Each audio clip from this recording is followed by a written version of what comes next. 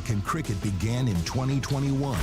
There he goes into a dive! What a catch! The rise of cricket was celebrated across the country. Now, with big wickets and even bigger hits, the stars of minor league cricket are back and better than ever.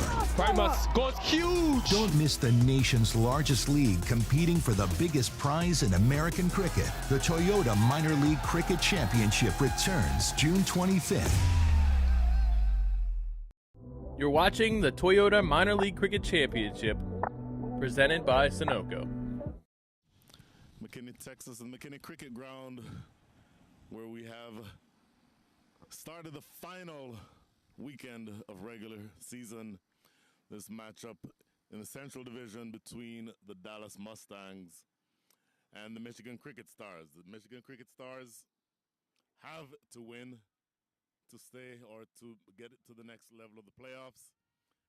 The Dallas Mustangs, having excelled throughout the season, already have the top spot in the playoffs from this division, and they will be effectively treating this game as though it is a practice match. So very little pressure on Dallas, all the pressure in the world on the Michigan Cricket Stars.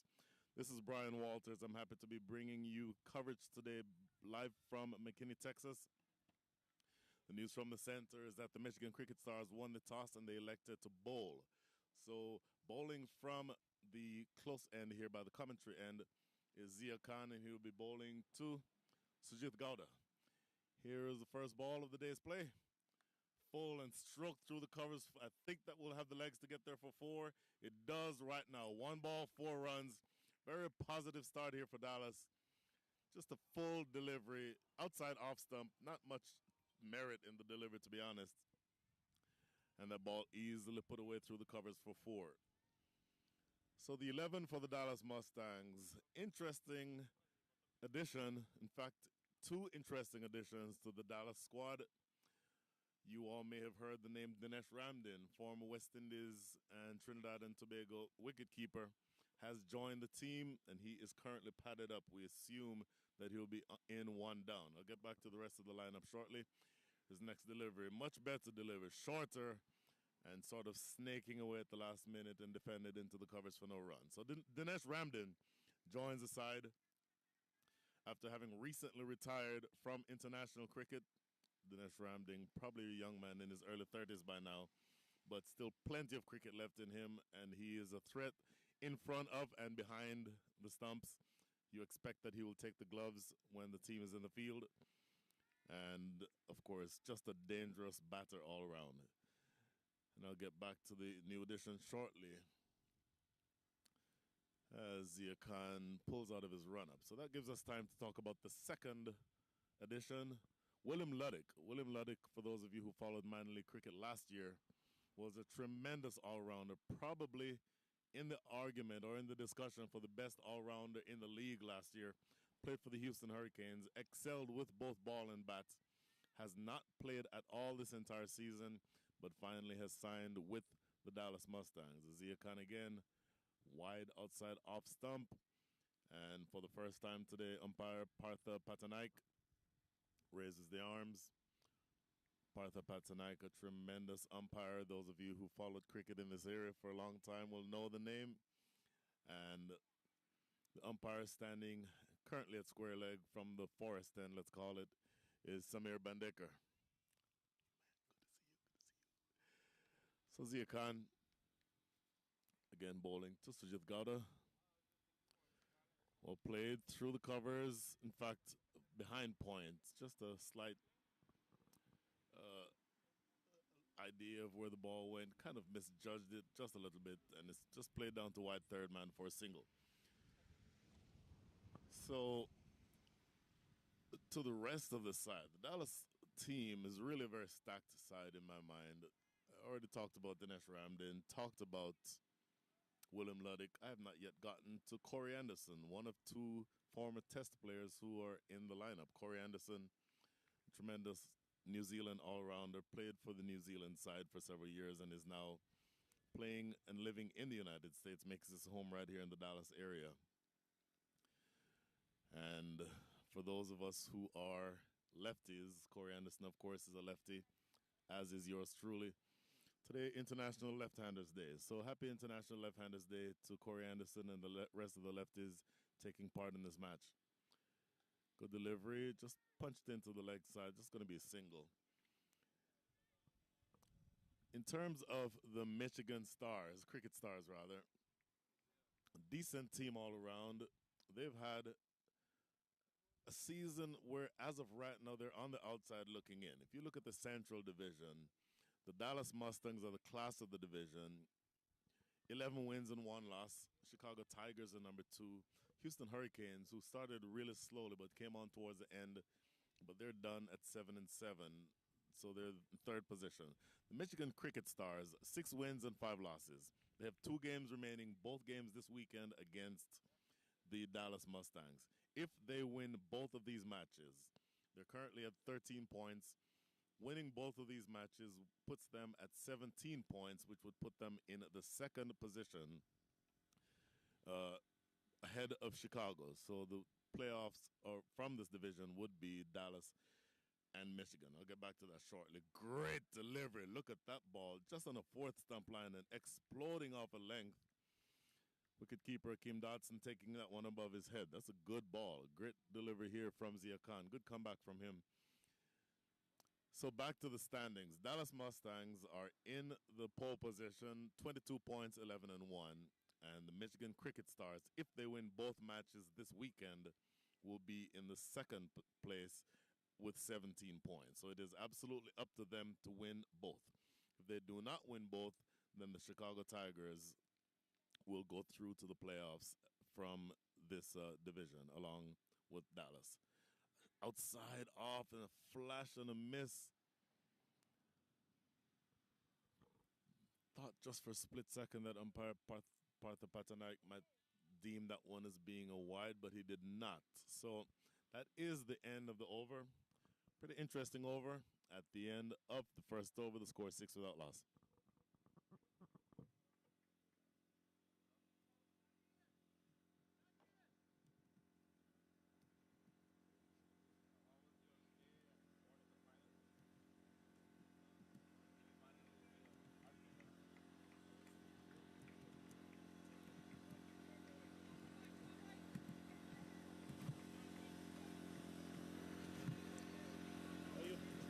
Who is the bowler?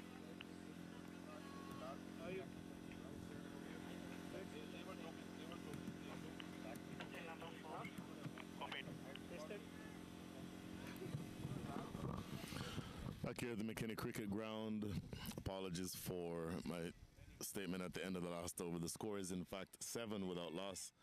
5 to Sujit Gowda, 1 to Sachin Asokan, and 1 extra. That wide that was bowled. So in to start the second over. New bowler coming from the forest end is Farhan Ali. First ball just sort of clipped into the offside for a single. Farhan Ali, right arm fast bowler. Again bowling from that far end, the forest end, here at the McKinney Cricket Ground. Now be bowling to Sachin Asokan. Asokan 1 from 1 so far. Check that he'll be bowling to Sujit Gowda. In the air, whipped away over mid-wicket. That goal, just lands 1 bounce for 4. That was in the slot, to be fair. It was on the legs and easily put away for 4. By Sujit Gowda. Too full and just a little too straight. That angle from over the wicket, slanting in, going toward the pads. That is never something that you want to do to any batter of any repute. And that ball was easily clipped away for 4. So that's the second boundary of the day. The Dallas Mustangs, after having been put into bat, are looking very positive to start things here. In the air, did that carry? It absolutely carried to backward point. That is a great catch. Oh, Sujit Gowda having a look, doesn't think that he's out, and the umpires may want to talk about it. The fielders are celebrating. I have to say, looking at it live from our vantage point here, it appeared that the ball did carry. So there's going to have to be pretty convincing evidence provided to the umpires why Sujith Gowda would have to remain. Because again, from our view, it appeared to be pretty straight in. Sujith Gowda sticking around. Now it appears as though they're going to say it was not out. That is a curious decision. Again, from our vantage point, it looked pretty straightforward. But in the grand scheme of things, it appears that the decision has been made that that ball probably bounced. Very interesting. And again, I thought that was out. But, you know, if you're a Dallas Mustangs fan, you will take that. It almost appears like Sujith Gowda just got a life. So he gets the bat again. 12 without loss is the score. What a great delivery. What a great delivery. Right on that off-stump line, pitching and just leaving Sujith Gowda off the seam through to wicketkeeper Hakeem Dodson. That is a good ball. So starting out in his over, Farhan Ali, 2 straight and got put away over backward square, over mid-wicket rather, for 4. But the last 2 deliveries have been right in that proper line, in that proper channel on off-stump. One almost took a wicket. In fact, I thought it did take a wicket. And then this one just fizzing by that off-stump. This is a great start.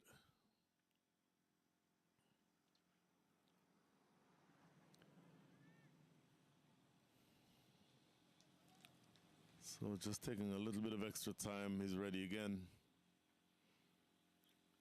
Good ball. Again, that hard length on off stump and just defended into the offside.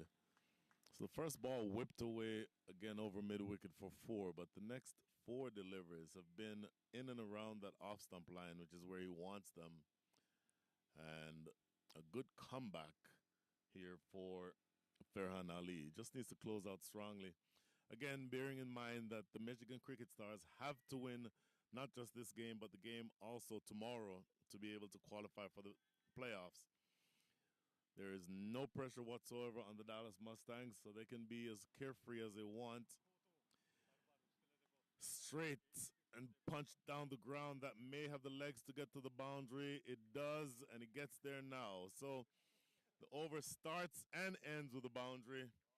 10 runs total from the over. And at the end of the second over, the score is 16 without loss. Check that, 9 runs from the over. So 16 without loss.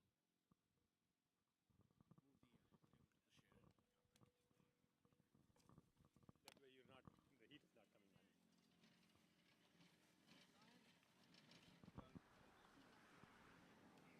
Thank you.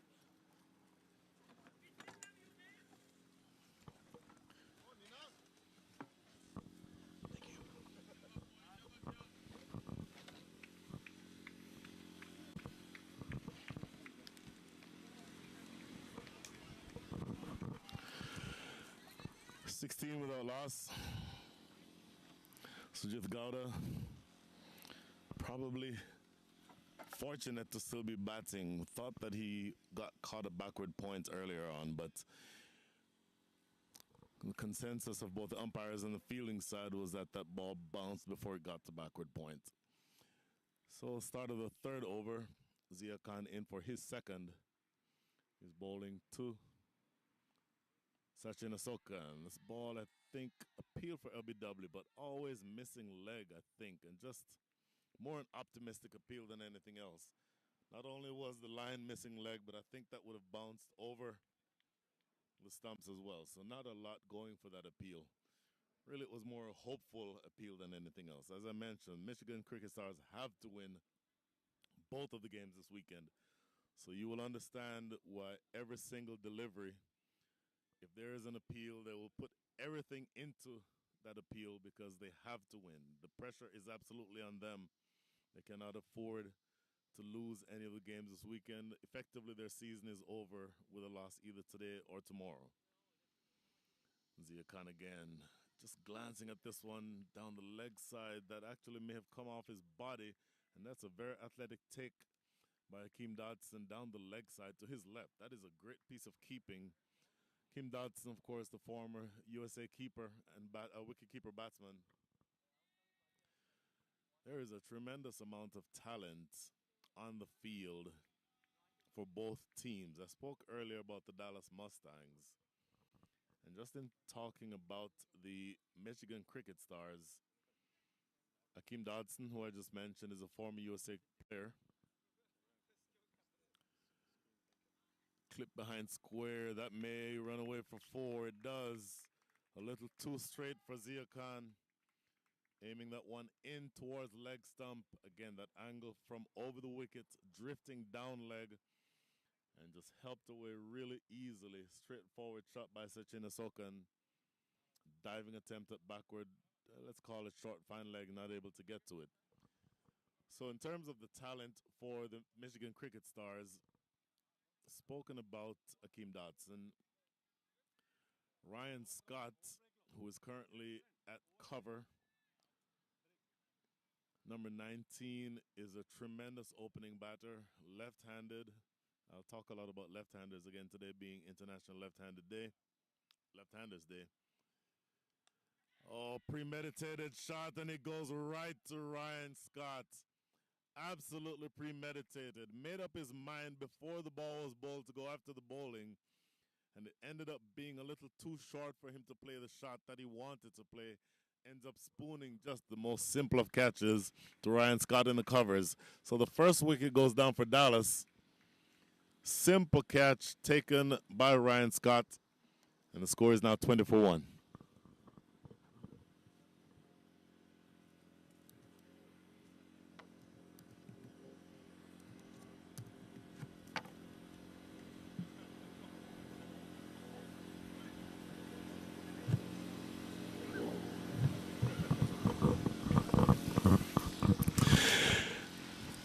One is the score, and what a moment this is. Walking to the wicket is the gentleman who we spoke about earlier on, the former Trinidad and Tobago and West Indies wicketkeeper batsman, Dinesh Ramden. Ramden was played, obviously, a tremendous amount of cricket over a really long career. Represented West Indies, represented Trinidad, represented the Red Steel in the local CPL competition, and is now turning out to represent the Dallas Mustangs. It'll be interesting to see, of course, this man would have faced the best bowlers in the world over a very long career, and he's now going to be asked to provide his expertise at the top of the lineup and then later on in the game behind the stumps. So this will be really interesting to see. Dinesh Ramden, just an all-around great cricketer. And it will be interesting to see, number one, what the approach is that Zia Khan takes to him. I can promise you that if there are any bad deliveries, he will take full toll of them because, again, a proper batter and more than able to take advantage of any scoring opportunities. So this is going to be really interesting. Good matchup here. Zia Khan, short ball, flies over the head. Oh, my goodness. Welcome to Dallas, Dinesh Ramden. Very short, well over Dinesh Ramden's head, and immediately signaled wide and one for the over by umpire Partha Patanaik. Dinesh Ramden, guessed earlier that he was early 30s. He's actually 37 years old. Has represented the West Indies, the Guyana Amazon Warriors, Trinbago Knight Riders, and among just a host of other teams that he's represented throughout his career. Get back to his record shortly. Great delivery. Again, on that good off-stump line and maybe just dancing just a touch off the pads, off the pitch rather. And Dinesh Ramden, just to go through his career in tests, he's played 74 test matches, almost 3,000 test runs, a high score of 166. Incidentally, I personally happened to be in Barbados when he scored that 166. And an average of 25. In ODIs, 2,200 runs, high score of 169. Strike rate of 8. This is down the ground. There's going to be at least a couple. Diving stop. That's a good piece of work by the captain, Noman Anwar, I believe. And in T20s, Ramden has played 71 of them internationally. High score of 55, average of 18 with that 150. So he's had a tremendous career. And you expect that he is one who would not be very challenged either by this bowling attack, given who he has played against in his career, or by this pitch, because this pitch is an artificial surface. It's concrete with AstroTurf. Not necessarily ideal if you're talking about a proper cricket match. And generally speaking, all else being equal, is easier for the batters than a traditional turf wicket. So I expect that Dinesh Ramden would be able, and the rest of the batters for the Dallas Mustangs, would be able to capitalize on such a pitch.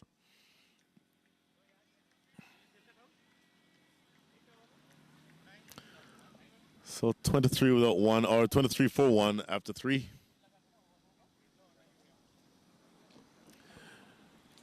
Oh, big swipe and a miss. My goodness. This is Farhan Ali with the ball again to start his second over. That was Sajith Gowda looking to hit that ball over cow corner. Nobody out there, but really kind of a wild swing. Of course, we're still inside the power play. The power play goes through overs 1 through 6. So only 2 fielders allowed outside the circle during that power play. Looking who those 2 fielders are, it is Ryan Scott down at the boundary at mid-wicket and a player down at third man. So tons of space. And in fact, as we say that, based on the shot that was just attempted by Sujit Gowda, mid-on drops back to long on. So looking to potentially take away that scoring opportunity. And then with long on dropping back, the fielder at third man comes inside the circle. So you still have 2 outside. That's the maximum that you're allowed. But they're now at long on and deep mid wicket. Farhan Ali continuing, good first ball, good start to the over. Here he is again. Slower delivery, just well bowled and just well defended. Just running behind square. They get a single. So the Dallas Mustangs, having been asked to bat, Captain Corey Anderson didn't necessarily have an issue with batting first. And in fact, I think is perfectly comfortable, particularly on the surface, either setting a target or chasing one. And in this case, a pretty strong batting lineup. I think that they'll be perfectly happy batting first and setting that target. Here's Farhan Ali again. Short outside off stump. Oh, cut hard and cut right through that fielder backward point.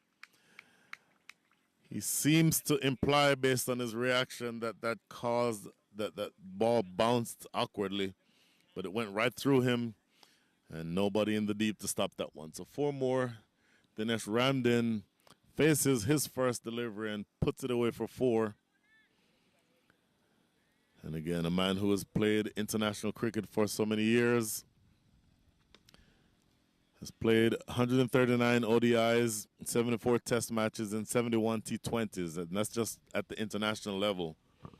Would not have been challenged by a ball short and wide outside off stump. So Farhan Ali is going to want to bowl that ball a little straighter and a little fuller. Same ball, and this time it was stopped by that fielder backward point. There's so little margin for error to a good batter. And if you get that ball just a little bit off, if it's just a touch too short or just a touch too wide, a proper batter will bounce or pounce all over it. So you're going to have to be really careful here if you're Farhan Ali. Farhan Ali. Slow delivery and slapped into that gap, just wide up mid-on. Not really timed and just running, jogging really through for a single is Dinesh Ramden. There should just be 1 ball remaining here in the 4th. That brings Sujith Gowda back onto strike. Sujith Gowda, 15 not out from 14 with 3. Check that. With 3 fours. And I mentioned there should not be a lot of pressure on this Dallas squad because they're solidified. They have solidified their position as the top team in this division. 2 straight going down the leg side. Kind of a half-hearted appeal, which tells me that probably came off the body of the batter. So that is the end of the 4th over. At the end of 4, the score is 29 for 1.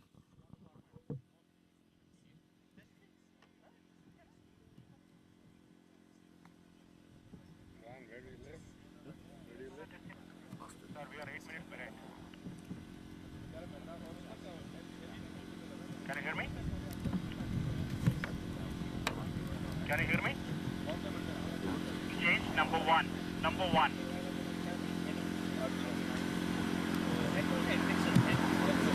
Copy it.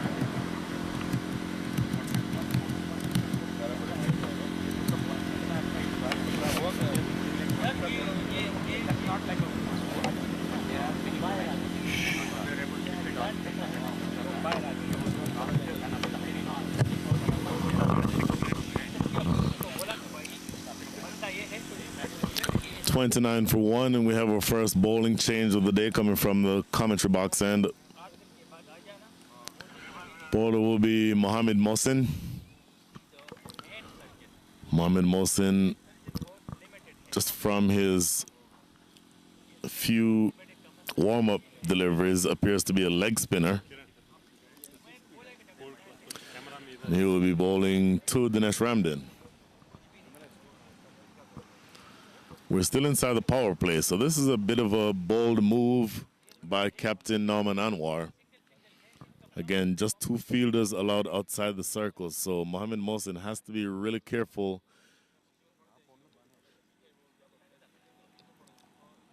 As 2 fielders outside the circle are at deep mid-wicket and long on, so acres of space everywhere else. Fielder long on now, actually at deep mid-wicket, drifting around just a little bit to his right. Here we are. Oh, look at this. Looking to cut this away is Ramden and not being able to make contact. It was a leg spinner, but it was pushed through very quickly. Not much flight.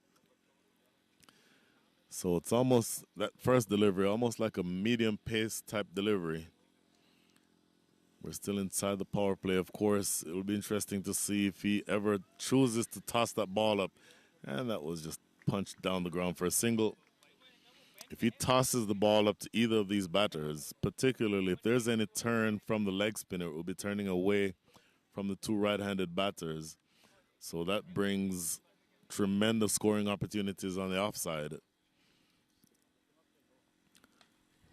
Pushed through again, flatter, and this is pulled in the deep. Fielder running around from deep mid-wicket, he fumbles it. That gives them the chance to run through it for an easy 2. So again, a bit of a roll of the dice to bring on your leg spinner inside the power play. Stroke through the covers. That's exactly what I mean.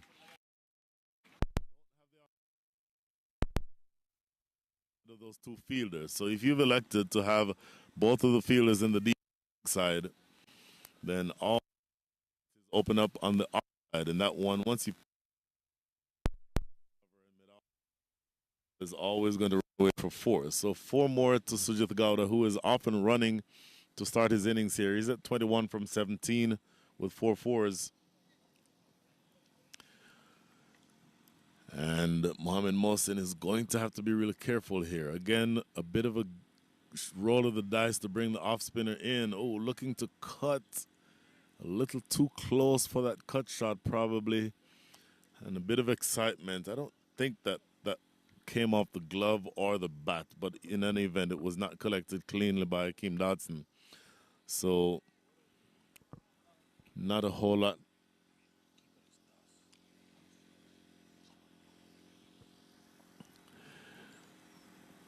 In the air. How far is this gone? Well over the top and goes for 6. So that is the first 6 of the innings. Sujith Gowda again off and running.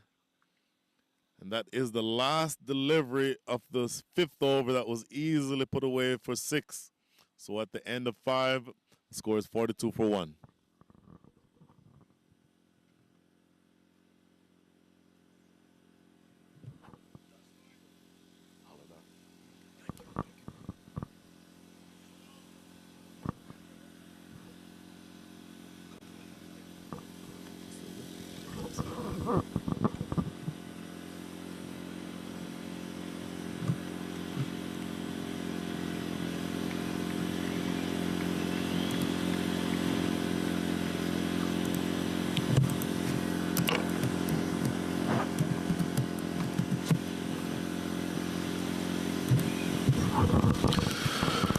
Five overs bowled. The score is 42 for 1. My apologies. Earlier, I identified the keeper as Akeem Dodson. In fact, the keeper is Haladar Das. Everything else remains the same. The Dallas Mustangs are off to a relatively quick start. 8.4 runs and over throughout the first 5 overs of the power play. So they're going to be happy with that start. Lost 1 wicket. But I think a start of 8 runs and over is something they'll be happy with. And with Dinesh Ramden at the wicket and batters like William Luddick, Sahib Malhotra, and of course the captain himself, Corey Anderson, still to come, I think this is a good platform from which they can launch. Should be Farhan Ali coming back to bowl his 3rd over. And he'll be bowling to Dinesh Ramden. Still, again, this is the last over the power play. Deep mid-wicket and 3rd man are you 2 outside the circle. And everyone else, of course, mandated to be inside the circle for the next balls. After the over, after those 6 deliveries, after the next 6 deliveries, then the Michigan Cricket Stars, if they choose, can have as many as 5 outside of that inner circle.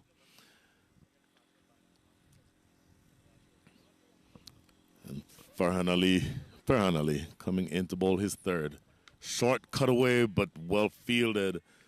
Boy, I tell you, this field is set exactly for the type of bowling that is being delivered to Dinesh Ramden. There is an element of risk there because if you bowl short and wide, then you should not be surprised if it gets cut away for 4.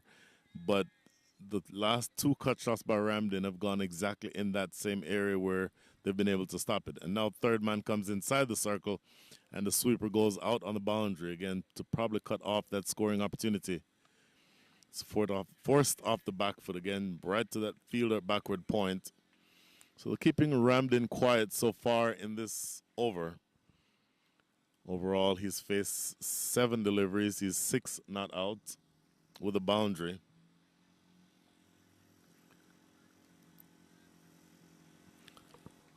Farhan Ali's 2 overs so far make that, 2 overs have cost 15 runs, and his 2 deliveries in his 3rd, no runs yet so far. This ball just helped into the leg side for a single.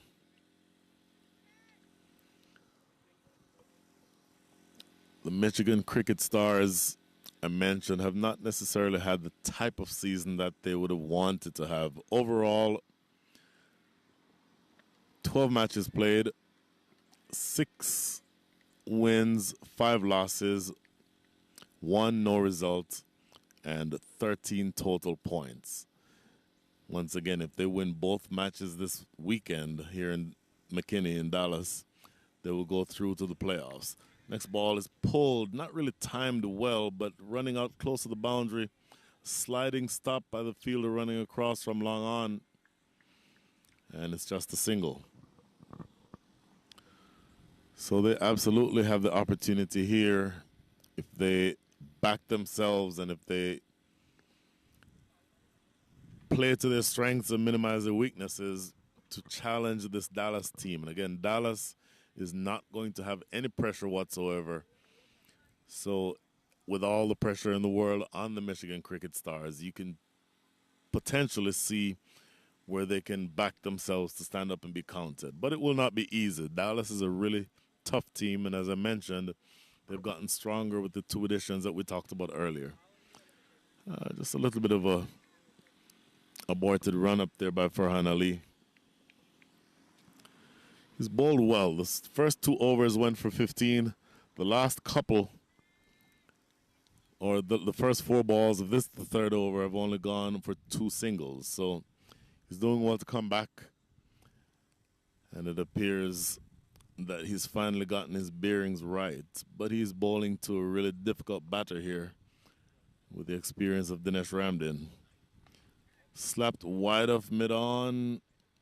The ground is a little undulating right in that area, so it doesn't roll across the ground as smoothly as you'd have hoped.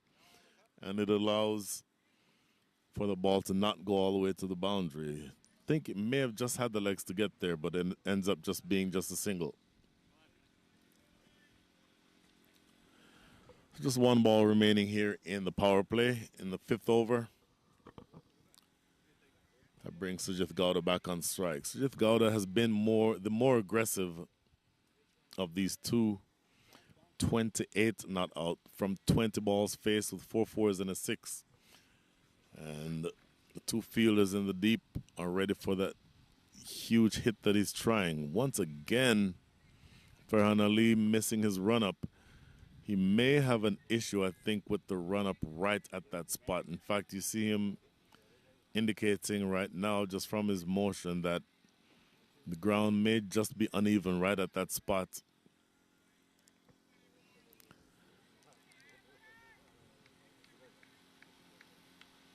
And that brings Sujith Gowda again ready. Gowda 28 from 20, so he's striking it at a rate of 140.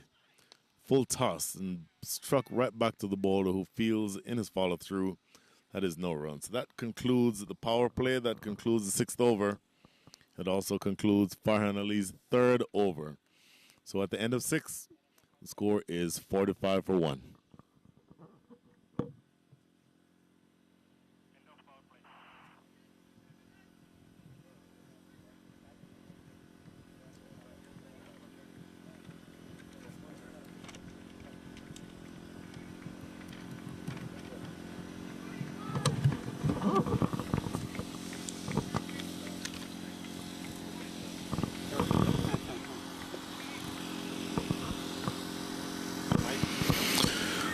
So the power play is done and dusted. 45 for 1 is the score. Mohamed Mohsin now bowling to, one would think, a much different field from the one that he just bowled to in his first over. First over went for 13 runs, I think primarily because of the fact that there were only 2 fielders allowed outside the circle. He now has much more help from that standpoint, with long on and long off in position. Also a sweeper on the offside, and a man at cow corner, and a man at square leg. So 5 outside the circle. Much more conducive to what you would think would be the type of field that a spinner would want the ball to. Struck on the pad and gone. Wow. Aimed right at leg stump from here. It looks like it was heading straight towards that leg stump. Dinesh Ramden maybe slightly playing across the line of that ball. Umpire Partha Patanaik seeing enough to raise that finger. So the second wicket goes down, and it is the big fish. Dinesh Ramden not able to get his innings going in the way that he would have wanted. He goes for 8 from 10 balls faced. And at the beginning of the 7th over, all of a sudden, that strong batting lineup that we talked about has taken a couple of body blows. The score is 45 for 2.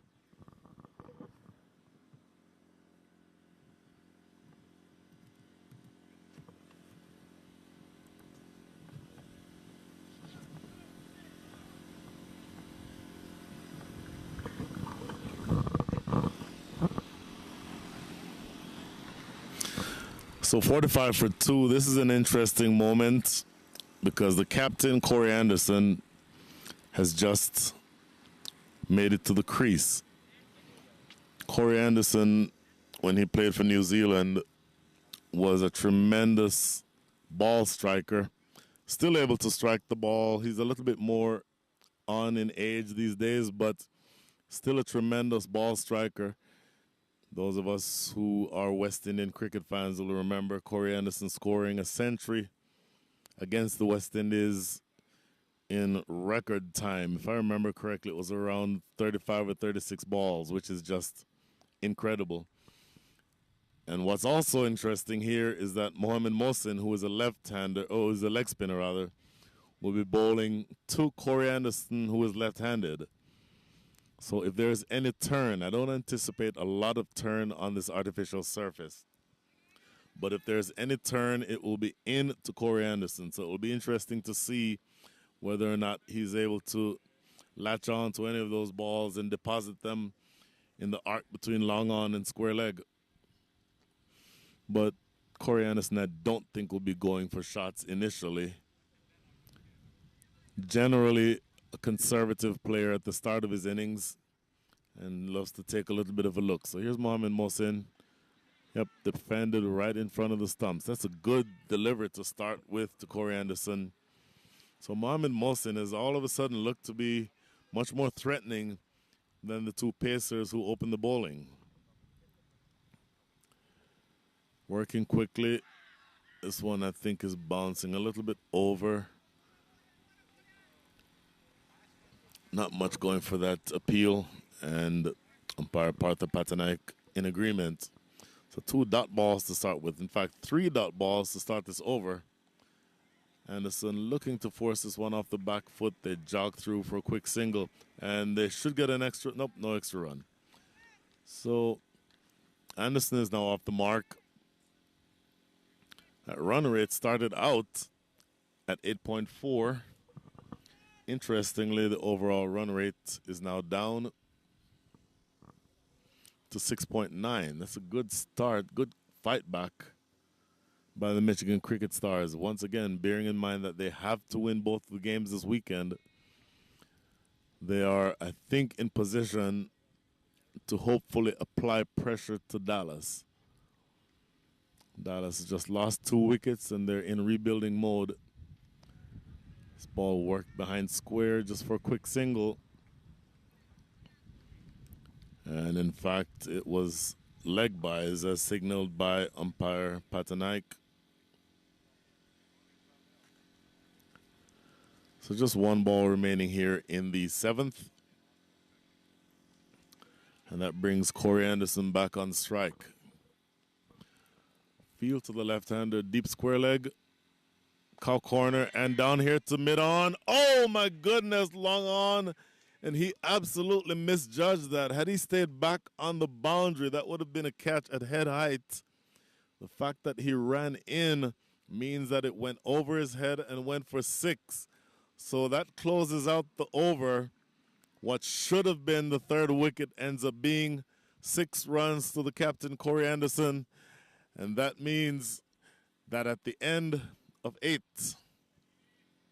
check that, the end of 7, the score is 53 for 2.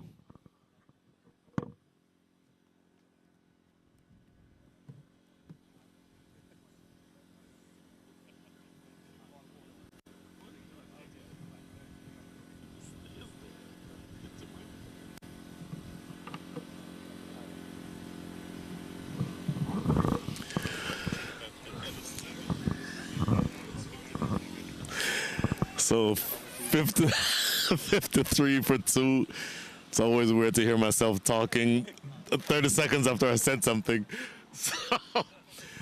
So 53 for 2. Looking back at that play just now, had the long-on fielder remained where he was. In fairness, that ball was struck very hard and very flat. So sometimes it can be difficult to judge those flat, hard ones. But I think he will back himself to have taken that every time. When you're playing cricket at this level, you don't want to give a batter like Corey Anderson the opportunity to continue his innings when he should have been out. In the meantime, the bowler coming from the forest end is Kawar Ali.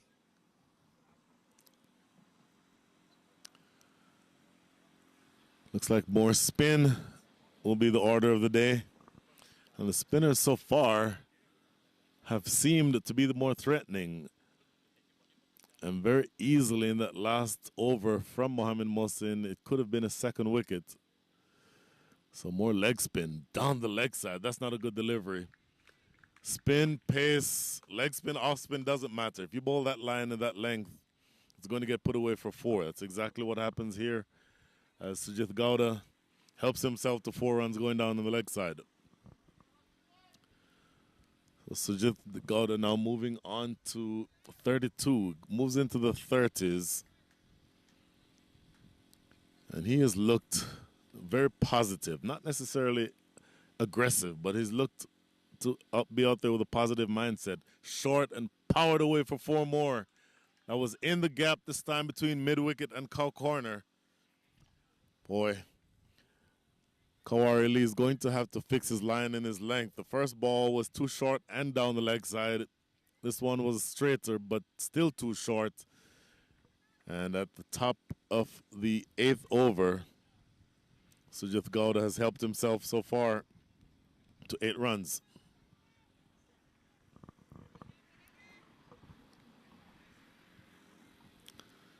You expect that he would take some time to get into the right frame of mind, bowling the right line, the right length. This is a better delivery. Fuller, and it was on the stumps. Really, Sujith Gowda looking to force that one off the back foot, not really getting much in the way of a positive shot to it. So that's a good comeback. He just needs to bowl the next 3 balls more like that last one and not like that one. I'll tell you what, it was a wide. It easily could have ended up over here by us. That was, again, just a filthy delivery. Dragged down and well outside the line of leg stump. Sujith Gowda will tell himself that he's unlucky for not having put that one away.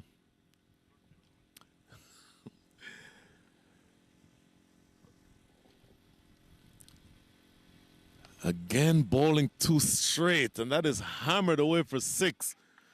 Straight, and again, just a little too short. So, problems here for Kawar Ali. He's not bowling the right lines. He's certainly not bowling the right lengths. He's extremely expensive to start here. Already conceded. Now, 15 runs with still 2 balls to go in this, his first over. So he's going to have to find that off-stump line, and he's going to have to be just short of driving length to Sujith Gowda. It's in the air, Ryan Scott there, and he takes it easily inside the boundary. So once you bowl the right line and the right length, good things happen. That will be a lesson for Kawar Ali. Looking to sweep that one, I honestly think it might have been not quite the ball to sweep.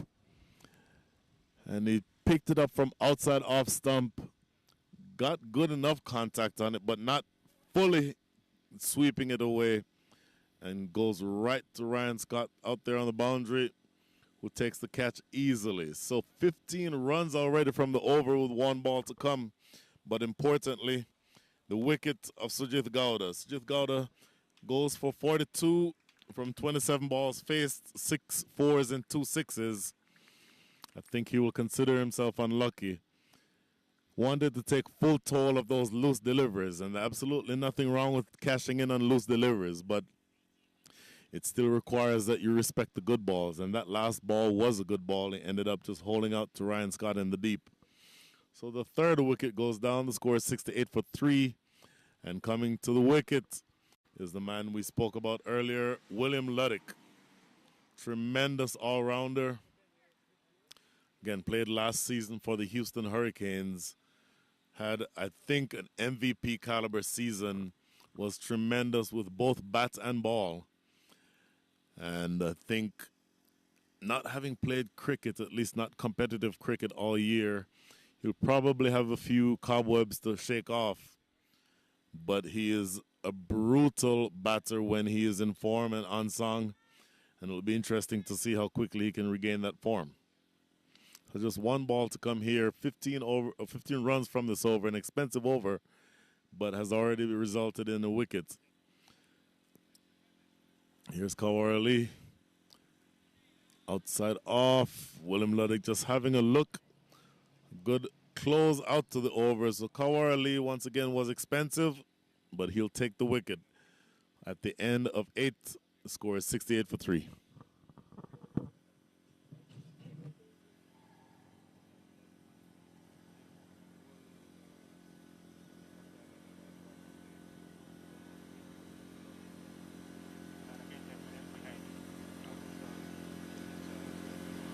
Number 10. 10. Copy. 10 minutes behind.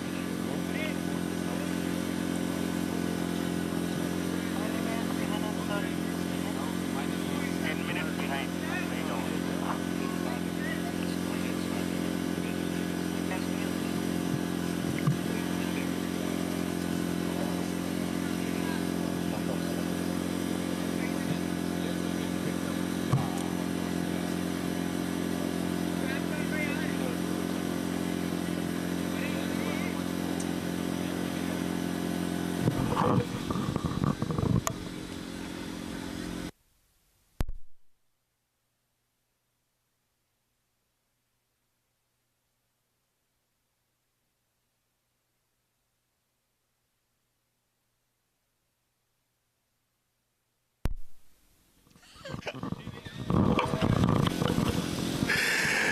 Six to 8 for 3 after 8. The score. There are comedians all around. 68 for 3 after 8. The new bowler coming from the commentary box end is Tirth Patel. Tirth Patel, left arm around the wicket. So the last 3 bowlers are bowlers who, if there's any turn, will be turning the ball away from the right-handers and into the left-handers. It'll be interesting to see how he goes here against Corey Anderson. His first 2 deliveries there are wides, though. He's going to have to adjust that radar, get that ball closer to Corey Anderson. You certainly don't want to be too close to him because, again, he's a very powerful striker of the ball. But you also... Oh, this is flat-batted. Oh, what a great effort. It goes for 4. It's a risky effort. I'll tell you what, that is a good way to lose a tooth or 3 because that ball was struck very hard and very flat. Corey Anderson with a powerful stroke, and it appears to be Mohamed Mohsin who was moving in trying to catch that ball. Almost got it on the half volley, and those are the types of balls that will bounce up off the turf and into your face, so he's going to have to be careful there. But he did take a very courageous chance, but it still goes for 4. In the gap, no, not quite in the gap. It goes straight to Ryan Scott and through him. So consecutive 4s. Corey Anderson taking advantage of a couple of deliveries that were maybe just a touch too full. This next one, you would have thought Ryan Scott would have been able to stop that. It went straight to him. And maybe just bouncing a little bit, deviating off of the surface and going away for 4. So 10 runs already from the first 2 legal deliveries of this over. Young Tirth Patel starting out very expensive here. And we're going to want to make sure that you bowl the right line and the right length to this batter because he will kill you. There he goes. That's going to be 6. A huge strike, a full toss, and taken full advantage of by Corey Anderson. Wow. So I mentioned earlier, Corey Anderson usually takes a few minutes to get into his craft. He's already into 5th gear. Corey Anderson now up to 21 from 7 balls faced with 2 4s and 2 6s. Wow. Good, clean striking. He now goes over the wicket. And this is a better delivery. Just forced into the covers by Corey Anderson.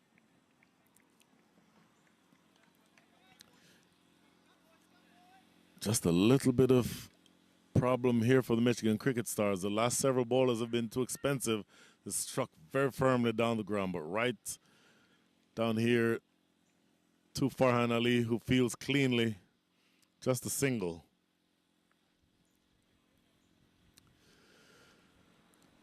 The overall run rate has gone up to 9.81, so this is a good start. It had started out at 8, went back down to 6 for a while. It's now up to 9.8. So clean striking so far in the last couple of overs. Looking to go down the leg side. Not going to be out, I don't think.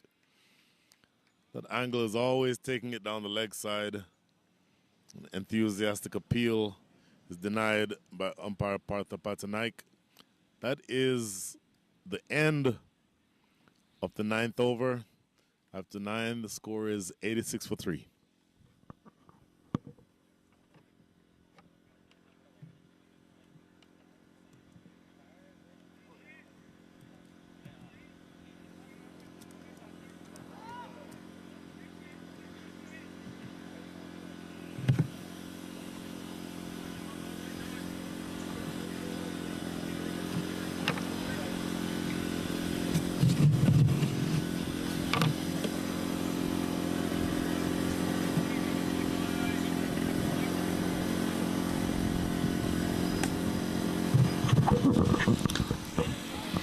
So 86 for 3.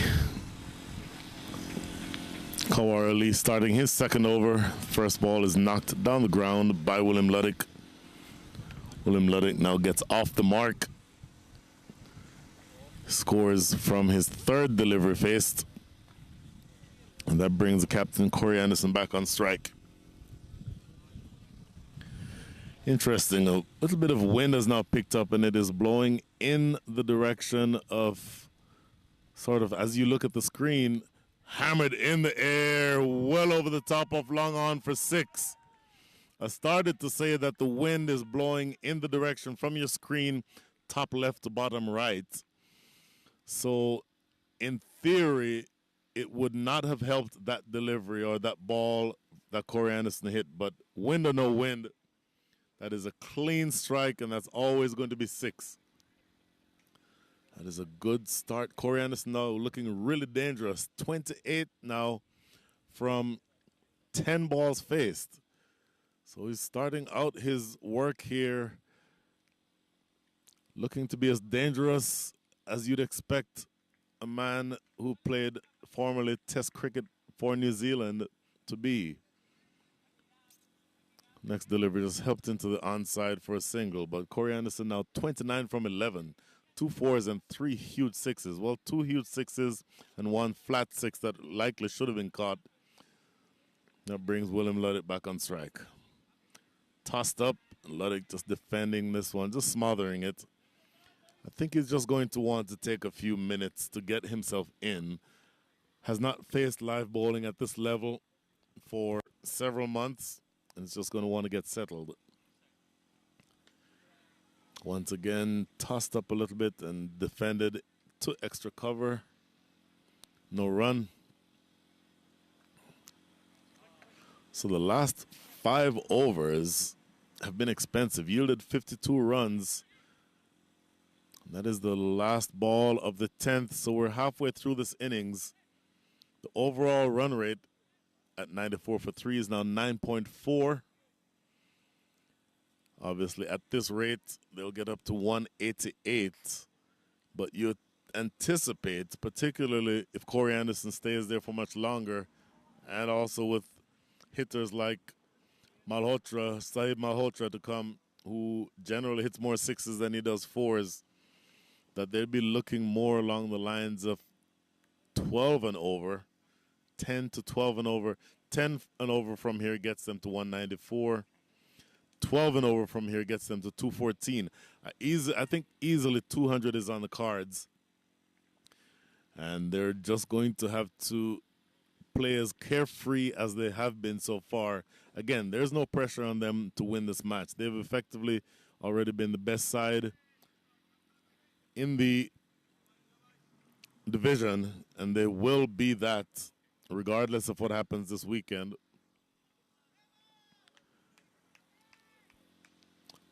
In the meantime, we have a change in bowling. It's the captain himself, Noman Anwar. This is powered towards deep mid wicket. That's Ryan Scott out there who picks up.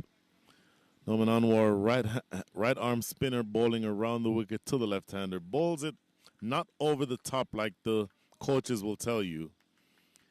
He's more sort of from, if you can picture a watch face, more bowling from 2 o'clock than from 12 o'clock. So it's going to be interesting. I don't know how much turn that there is on offer, or if there is any turn whatsoever on offer, whether or not he'll be able to get it bowling with that style. But that remains to be seen. So far, just a quiet start to his spell. 2 balls bowled and just 1 run conceded. Luddick skies one, an easy catch for the covers, and it is taken. So William Luddick did not have a good return to competitive cricket. He would have wanted to have stayed there for much longer. He's a tremendous batter. And the good thing for him as an all-rounder, he has the opportunity to come back and do damage with the ball, whereas here he has failed with the bat. So he goes for just 1 from 7 balls faced. 95 for 4 is now the score.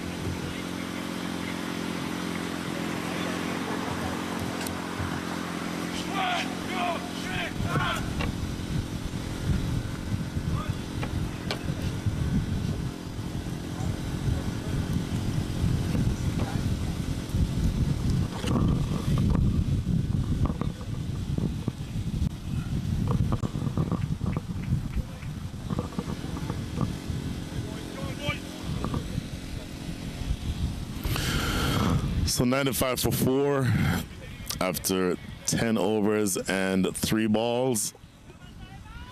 And the new batter, mentioned him earlier, Saeed Malhotra.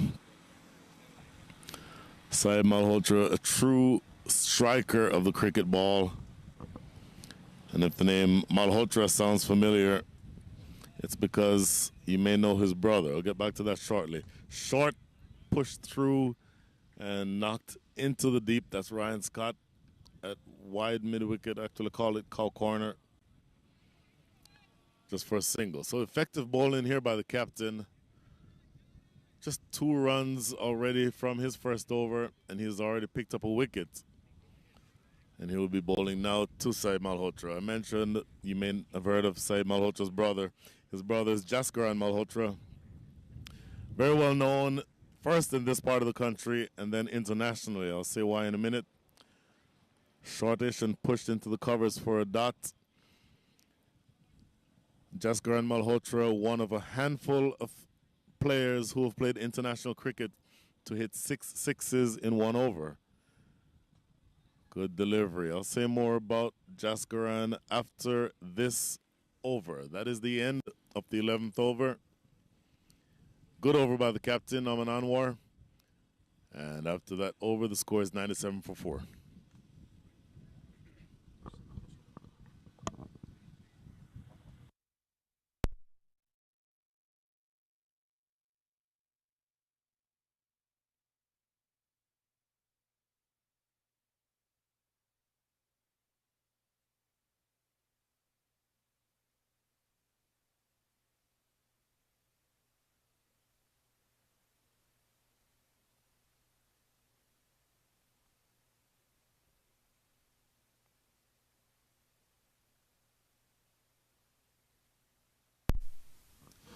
So 97 for 4. This will be Mohamed Mohsin, who's coming back in to bowl his 3rd. Back to what I was saying earlier. Jaskaran Malhotra. We'll get back to that shortly. Corey Anderson whips this away over backward square. May have just made it over the bounce. No, just landed just short. So 4 runs more to the captain, who is absolutely off and running. He's up to 35 in record time, 35 from 15. And again, when he gets going, he can be absolutely dangerous. That brings up the 100, by the way. Really interesting. Absolute carnage so far by the captain, and he's not done yet. I may have to get back to Jaskaran in a minute. His brother, Sahib, is at the non-striker's end, but he's watching Corey Anderson do work. Better delivery on off stump and a little bit flatter, just defended in front of the stumps. So Jaskaran Malhotra last year in an international match for the USA not only got to highest individual scores, this is slapped deep into the gap between mid-wicket and long on for 4 more. Corey Anderson continues the charge, but the ball goes away far enough for me to finish this. So Jaskaran Malhotra not only scored the highest individual score by a U.S. player, if I remember correctly, about 170, but in that innings, in the 50th over of the one-day match, hit 6 sixes. There have been only a really small number of players who've ever hit 6 consecutive sixes in an international cricket match.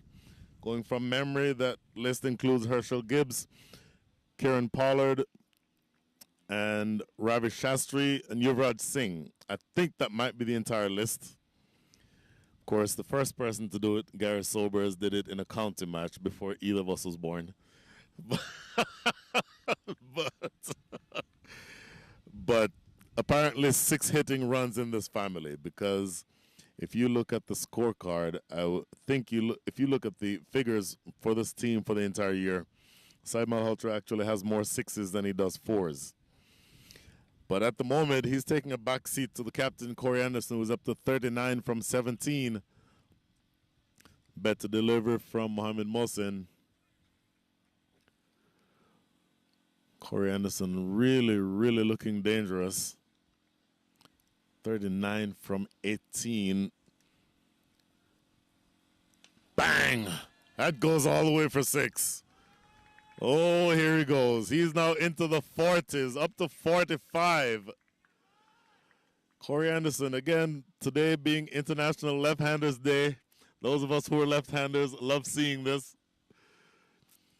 Corey Anderson, left-handed hitter of the highest order. You expect that he can hit the ball, but you also expect that he can play properly if he needs to. I mentioned earlier that Dallas effectively playing this as a practice match, because regardless of what happens today and tomorrow, they will be the top team in this division, so there's no pressure on them. This is a better delivery, not quite as full. Defended to backward point by Anderson. That is the end of an expensive over. At the end of that over, the score is 110 for 4.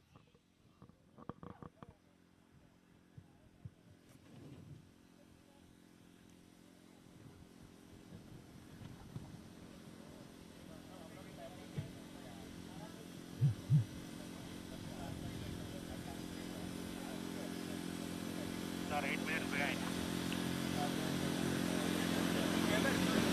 8 minutes behind.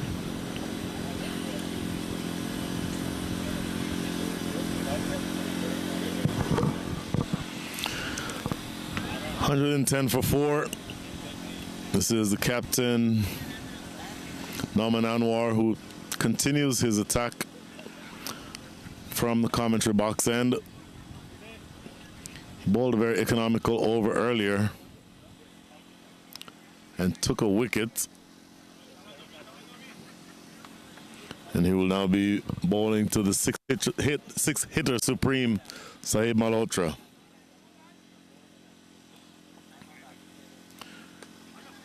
Pushes this one through, very flat, almost like a medium pace type delivery.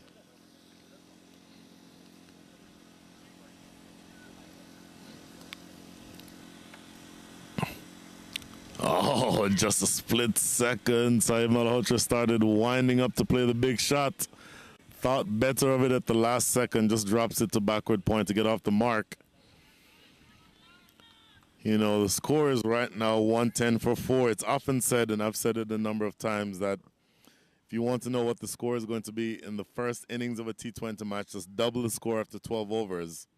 Well, right now the score is 110 for 4, which means that, in my mind, 200 is easily on the cards and possibly a lot more than that. Anwar to Corey Anderson. Oh, he fires this one through very quickly. It's going to run away. It's wide. Does it go for 4? Yes. It goes all the way, so that's 5 wides, 5 bonus runs. Well, you do not need to help Dallas score runs.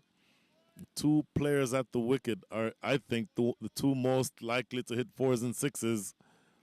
And you just gifted them 5 bonus runs. You're not going to want to do that.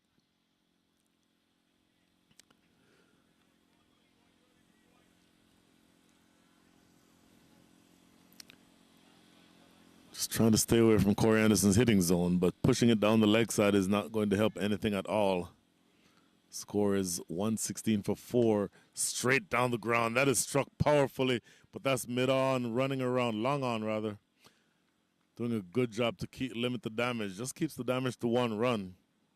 My apologies, the lefty was in strike, so that was long off. But either way, limiting the damage to 1 run. That's a good piece of fielding by Mohamed Mohsin.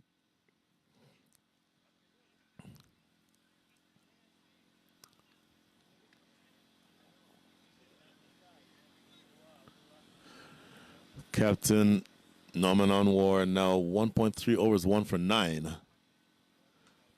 Going for the big hit, not really getting good contact, almost like a thick underedge. Ball trickles into the mid-wicket area for a single. So Malhotra, I think, looking to break the shackles and get his 6 hitting prowess on display. Not able to make contact on that one in the way he would have liked. Still able to get it through for a single, though. Corey Anderson now back on strike. He is 46 from 21. In the air, flat, and 6. The captain brings up his 50 with a flat over the top of long on. A long on fielder several overs ago had the chance to catch Corey Anderson. I don't think he had any opportunity to catch him here unless he was 8 feet tall. The ball sailing easily over his head for 6. So Corey Anderson now up to 52 from just 22 balls. And now maneuvers this one down to backward square for a single to close out an expensive over. At the end of this over, 15 runs coming from that over. The score is 125 for 4.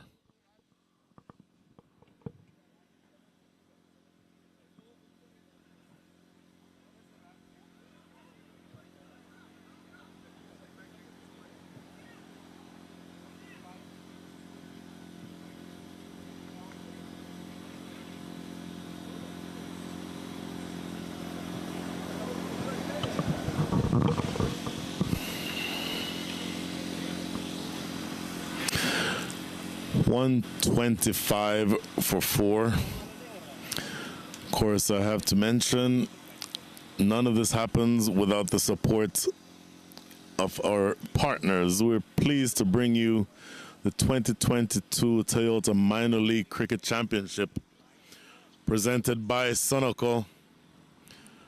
Our presenting sponsors, DAFA News. Nothing happens without these 3 organizations. We're absolutely elated to have their assistance and have their resources behind the objective of bringing cricket to a wider audience here in the U.S. and beyond. So again, thank you to Toyota, to Sunoco, and to DAFA News. So back to the action on the field. Zia Khan will be coming back on to bowl his 3rd over. Zia Khan so far 2 overs, 1 for 14. And he'll be bowling to Corey Anderson. Interesting move to go back to the number 1 bowler this early. I think it emphasizes how important it is to break this partnership. Corey Anderson already up to 52, 53 make that from 23 balls faced. 4 4s and 5 6s, and he's looking absolutely dangerous. And now with only 7 overs to go, I think he will be feeling absolutely no pressure. So this could get really ugly for the Michigan Cricket Stars if they do not break this partnership. I think that's the reasoning behind going back to your number one bowler at this stage of the innings. So Zia Khan bowling to Corey Anderson, right armor bowling over the wicket to the left-handed Corey Anderson. Just defended in front of the stumps, no run. That's a good ball to start. Very good start, but he'll need to repeat that 5 more times. If he's too full or too short, Corey Anderson is more than capable of cashing in. Former Test player, and again, he's scored in his career really, really quick runs. I'll get to what he did against the West Indies several years ago in a minute, even though I really don't want to. Another good delivery.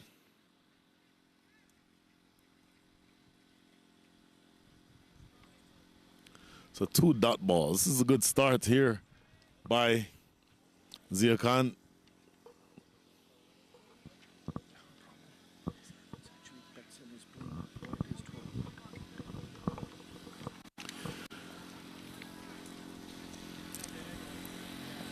Corey Anderson, 53 now from 25. Good start to the over. Oh, cut really nicely. Not much effort in the shot, just gliding it down to backward square, or actually to wide third man. So good start to the over. No, has to be said, a really good start to the over. Just 1 run from the first 3 balls, but it has also to be said that when you bring your strike bowler back, he only has 1 over left after this. You want him to take wickets.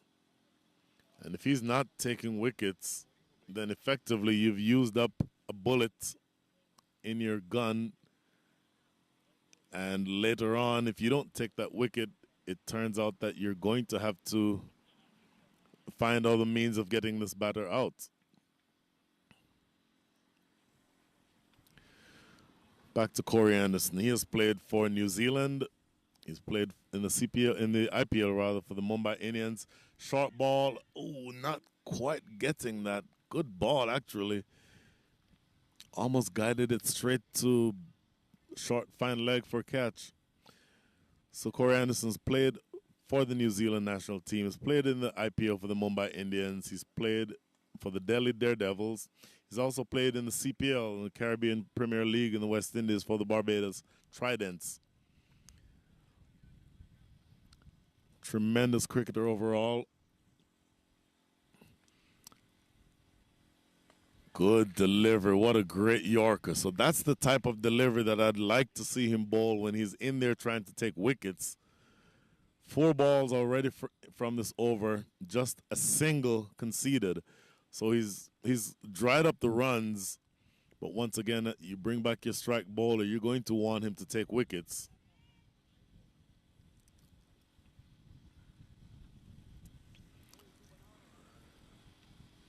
Make that 5 balls bowled already. So just 1 ball left in this over. 1 run scored. So he's doing the work to limit the runs. If you're the captain, though, you want him to take wickets. Oh, swipe across the line. This is a good ball to end the over. So the end of a quiet over from Dallas's perspective, but from the Michigan Cricket Stars' perspective, you only have 1 over left from your number 1 bowler. That's the end of the over. Scores 126 for 4.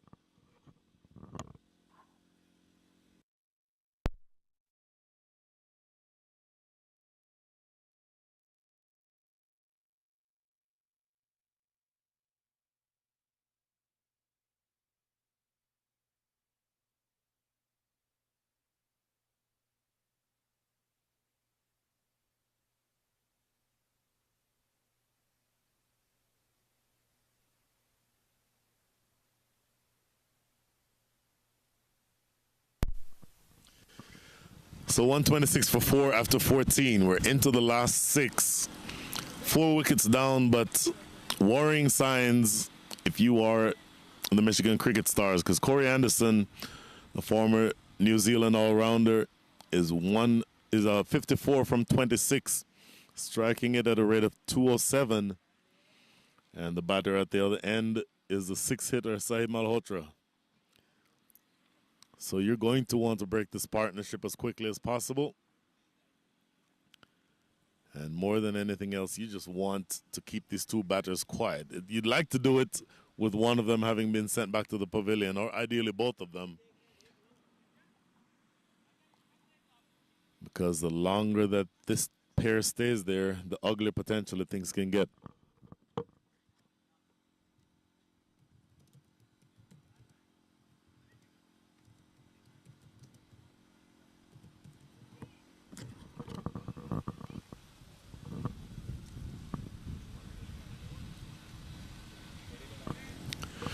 A little bit of a delay. Not exactly sure what the nature is of this delay.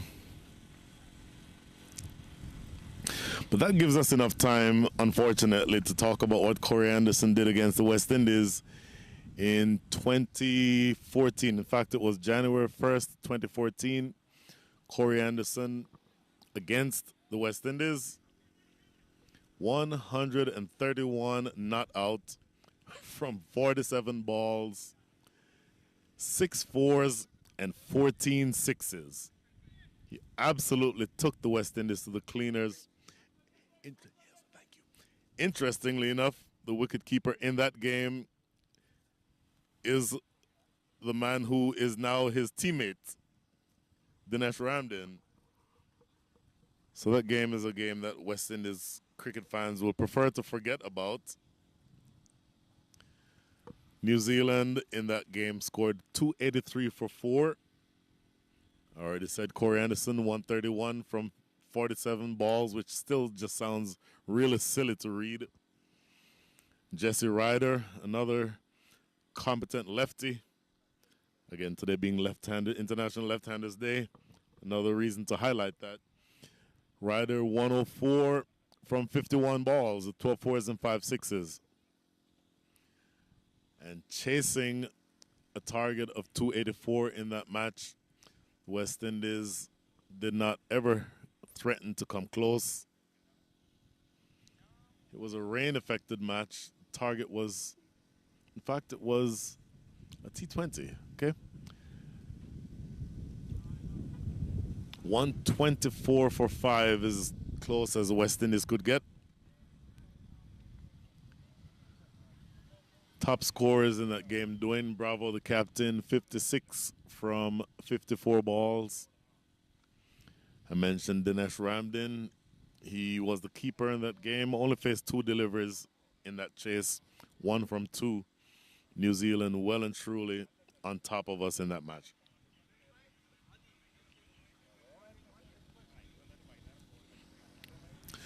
So a bit of a delay. Just appears to be the fact that one of the Michigan Cricket Stars players had a bit of an injury that was being attended to. But I think we're about ready to get going again. Back to this game. The score is 126 for 4.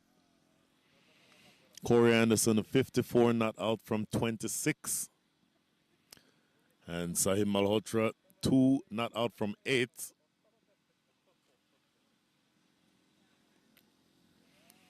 Sahib Malhotra, I think one of the bigger 6 hitters in this entire tournament. I've already told you what his brother did, and he is a 6 hitter in exactly the same frame of mind as his brother.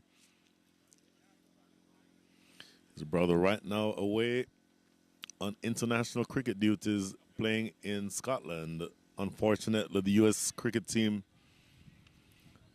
lost a close one this morning to Scotland. Batting first, the U.S. got 296. Scotland chased that total down in, I believe, the 48th over. Back to live action here. Corey Anderson takes another wide delivery from Captain Norman Anwar.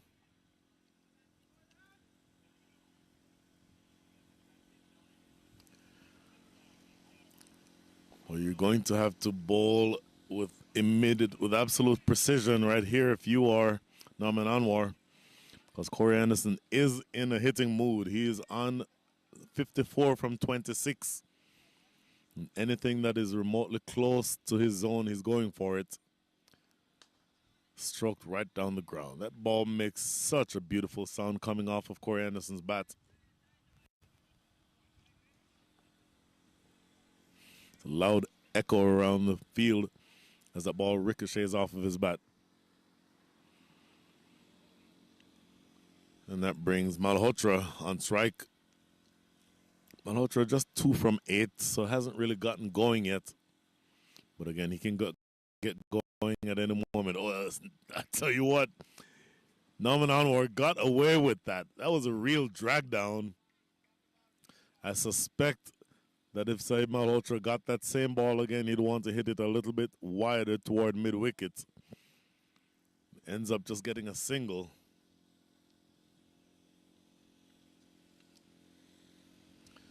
Brings the captain back on strike.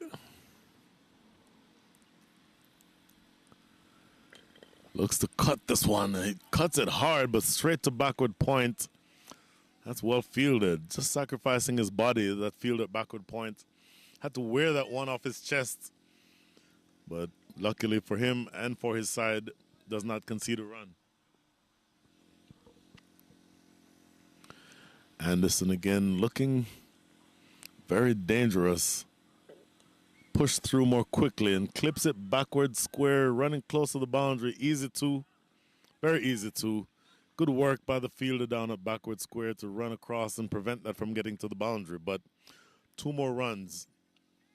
So Anderson moving on his merry way.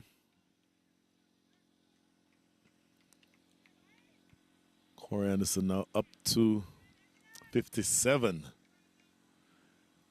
Norman Anwar relatively economical in his first over. He's taken a bit of stick since then. He's now 2.4 overs, 1 for 22. So his economy rate up now to 8.3.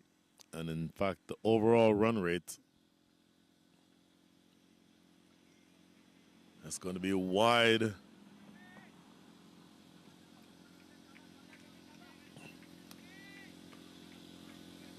Overall run rate unofficially is exactly at 9.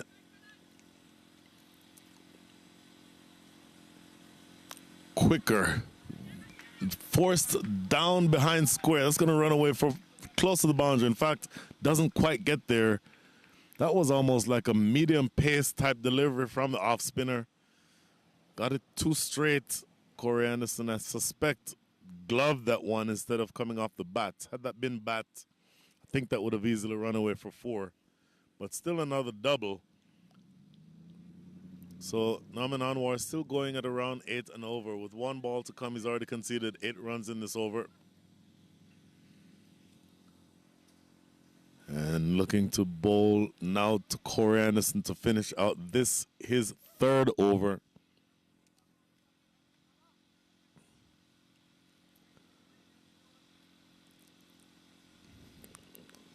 Bang! That's 6. That's always going to be 6. Drops it short. Corey Anderson, quick as a flash. Well over wide mid-wicket for 6 more. So he ends the over with another 6, Corey Anderson. He's now into the 60s. He's up to 65 from 31 balls faced, 4 4s and now 6 6s. At the end of 15, the score is 140 for 4.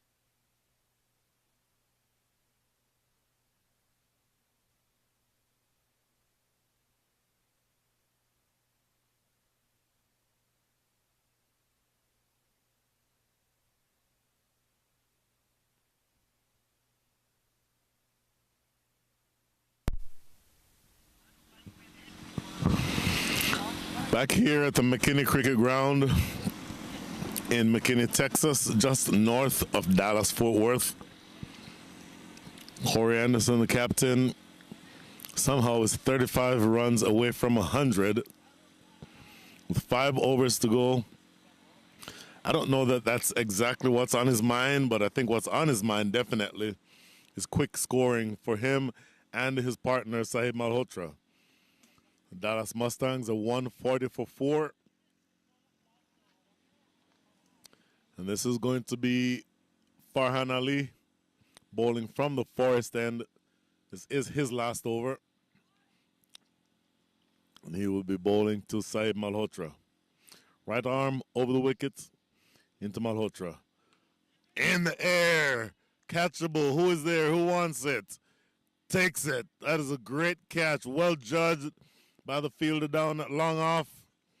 Malhotra never really got the chance to get going today. He looked for the big hit, which I certainly encourage with just 5 overs to go and with the 6 hitting capability that he has. But really not able to make good contact on this, just skying a pretty simple catch in the end to the fielder down at long off. So he judged it well, settled under it, and took it at about chest height, which is what the coaches want you to do. So the 5th wicket goes down. The score is 140 for 5. Saeed Malhotra's day with the bat is done. 3 runs scored from 10 balls faced. And that will be bringing to the wickets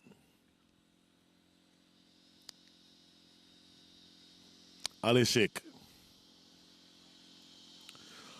Ali Sheikh, one of 4 U19 players in the lineup for Dallas today. Really encouraging signs. If you are interested at all in cricket development, then you want to see the young players have the opportunity as much as possible to play with the older guys.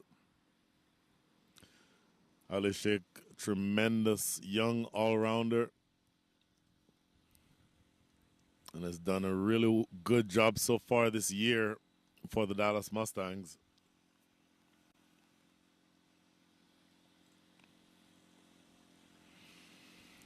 So now there will be, with that dismissal, 2 lefties at the wicket. Corey Anderson, 65 from 31. And Ali Sheikh now at the wicket to face his first ball.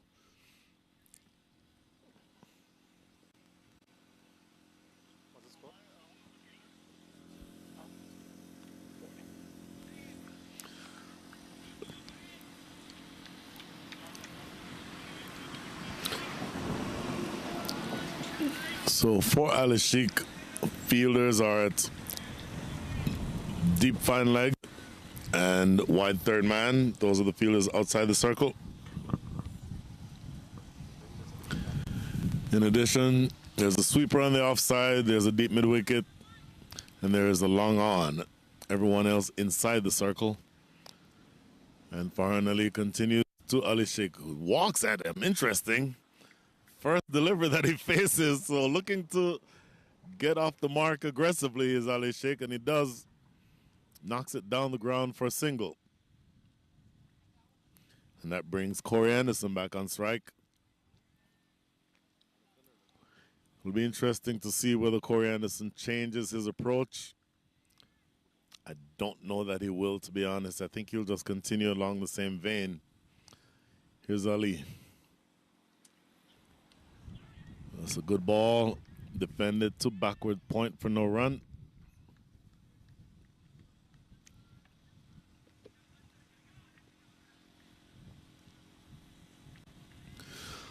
So the number 1 and number 2 bowlers are brought back late here in the piece. Zia Khan had a miserly over the previous over, and then this last over being bowled by Farhan Ali. He's taken a wicket. Anderson pulls it away massively, but there's a fielder down there. Good sliding stop at backward square, and they get 2. Pounced on that short ball to Corey Anderson. But good work by the fielder in the deep at backward square leg to limit the damage to 2 runs.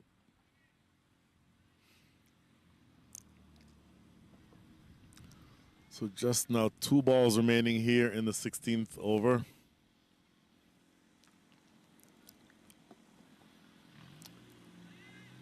And again, this is Farhan Ali's last over. So over, you would think 1 over to be bowled by Zia Khan. Oh my goodness. Oh, what a shot. Oh my goodness. Ball lands easily 90 yards away. And it is still rolling. I suspect this game will be delayed for a bit because Corey Anderson just jumped for that short ball and absolutely blasted it. Oh my goodness. Moves into the 70s now, does the captain. That is into the parking lot. When I drove up a few hours ago and I parked right in this front row, one of you advised me to move my car, and I'm glad I did, because I may well be shopping for a new windshield had I remained there. Oh, that ball was absolutely blasted. Oh my goodness. You don't see very many shots like that at this level. Oh, that made such a sweet sound coming off the bat. I suspect the first time it bounced was 90 yards away. Then it kept rolling as you would expect. And finally the ball is coming back in play. There's 2 people watching the game, sitting at a table under a tree, thought they were safely out of harm's way, and they had to scramble at the last minute as that ball almost took them both out. What a stroke by Corey Anderson. Oh my goodness. That absolutely brought the house down. So just 2 balls remaining. Check that, 1 ball remaining in the spell for Farhan Ali. Boy, that was breathtaking. Absolutely breathtaking. I keep saying it, today being International Left-Handed Day, or Left-Handers Day. Corey Anderson is showing why he was one of the most feared lefties in the world, in world cricket for a long time. And just forcing this one off the back foot down to long off for a single. That is the end of the over. It is the end of the spell by Farhan Ali. And at the end of 16, the score is an even 150 for 5.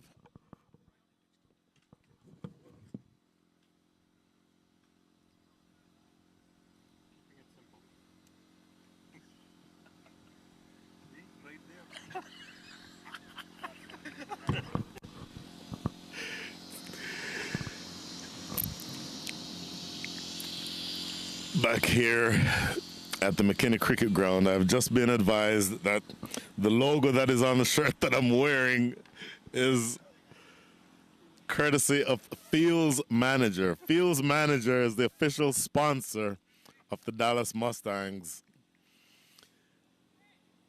And Fields Manager Zero Touch Streaming is responsible for the images that you're seeing on your TV screens or your computers or your laptops or your tablets right here from the McKinney Cricket Ground. Tremendous work. I cannot tell you how much effort it takes to bring a broadcast like this to you. There's a tremendous amount of technical work involved, and the folks at Field Manager are doing a really amazing job. Field Manager and Zero Touch Streaming. Tremendous work by them. Back to the action on the field. Corey Anderson, another 6. Oh my goodness. Flat, powered away, wide off long on for 6 more. And I'll tell you what, if he wasn't thinking it before, he's definitely thinking it now.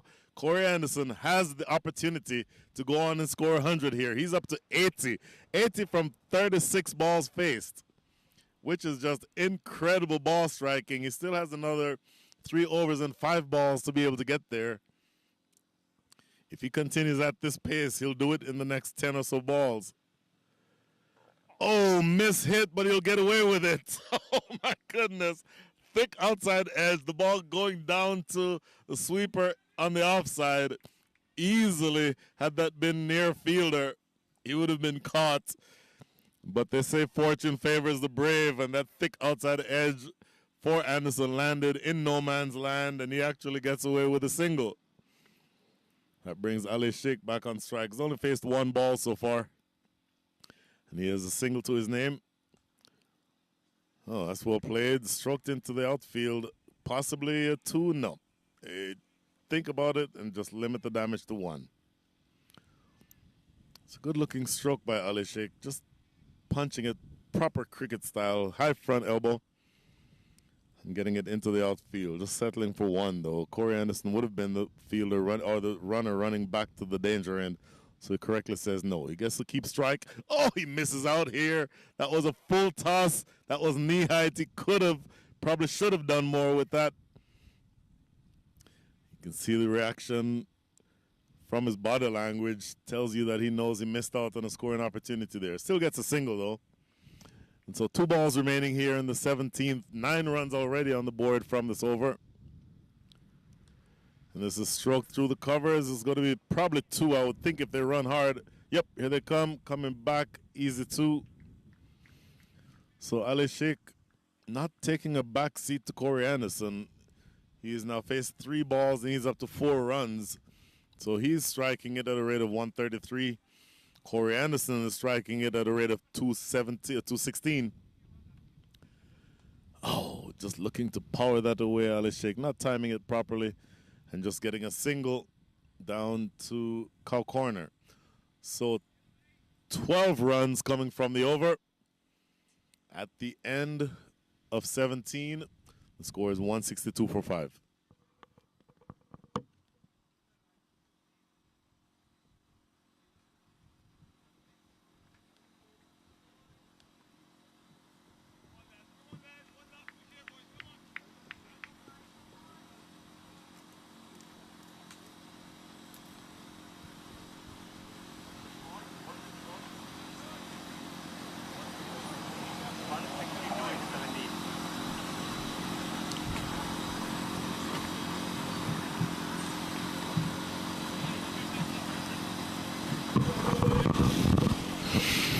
$162 for 5, and Zia Khan is back on for his last over.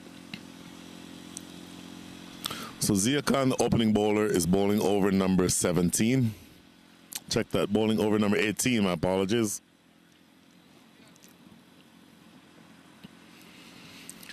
Which means with the number 2 bowler already being finished, I'll get back to that thought shortly.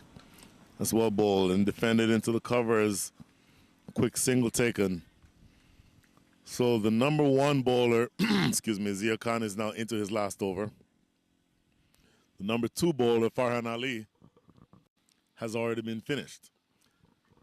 Which means that overs 19 and 20 are going to be bowled by change bowlers.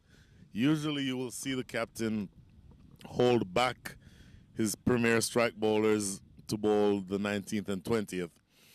But I think Nauman Anwar was so intent on breaking the partnership earlier and attempting to get rid of Corey Anderson that he has ended up bowling out his strike bowlers. So interesting to see how that develops toward the back end of this innings. Bangs, flat down the ground, 1 bounce. This is a good stop by the fielder running to his left down at long on. Limits the damage to 1. That was struck very powerfully by Corey Anderson. The ball really makes a really beautiful sound coming off of his bat. But only 1 run. And that brings Ali Sheikh back on strike.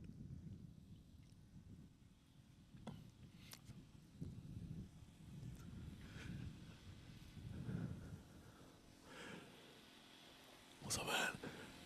Zia Khan, Corey Anderson, short ball. That does not go where he was looking to play, but it still goes for 6. Oh, wait, I'm sorry. That was Ali Sheikh.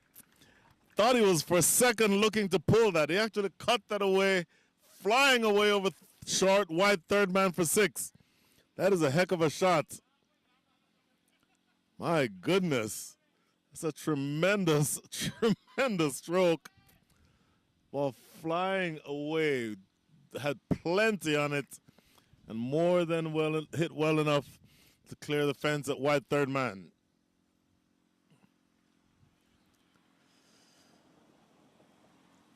Some more runs here at an alarming rate. Score now up to 170 with 3 balls remaining here in the 18th.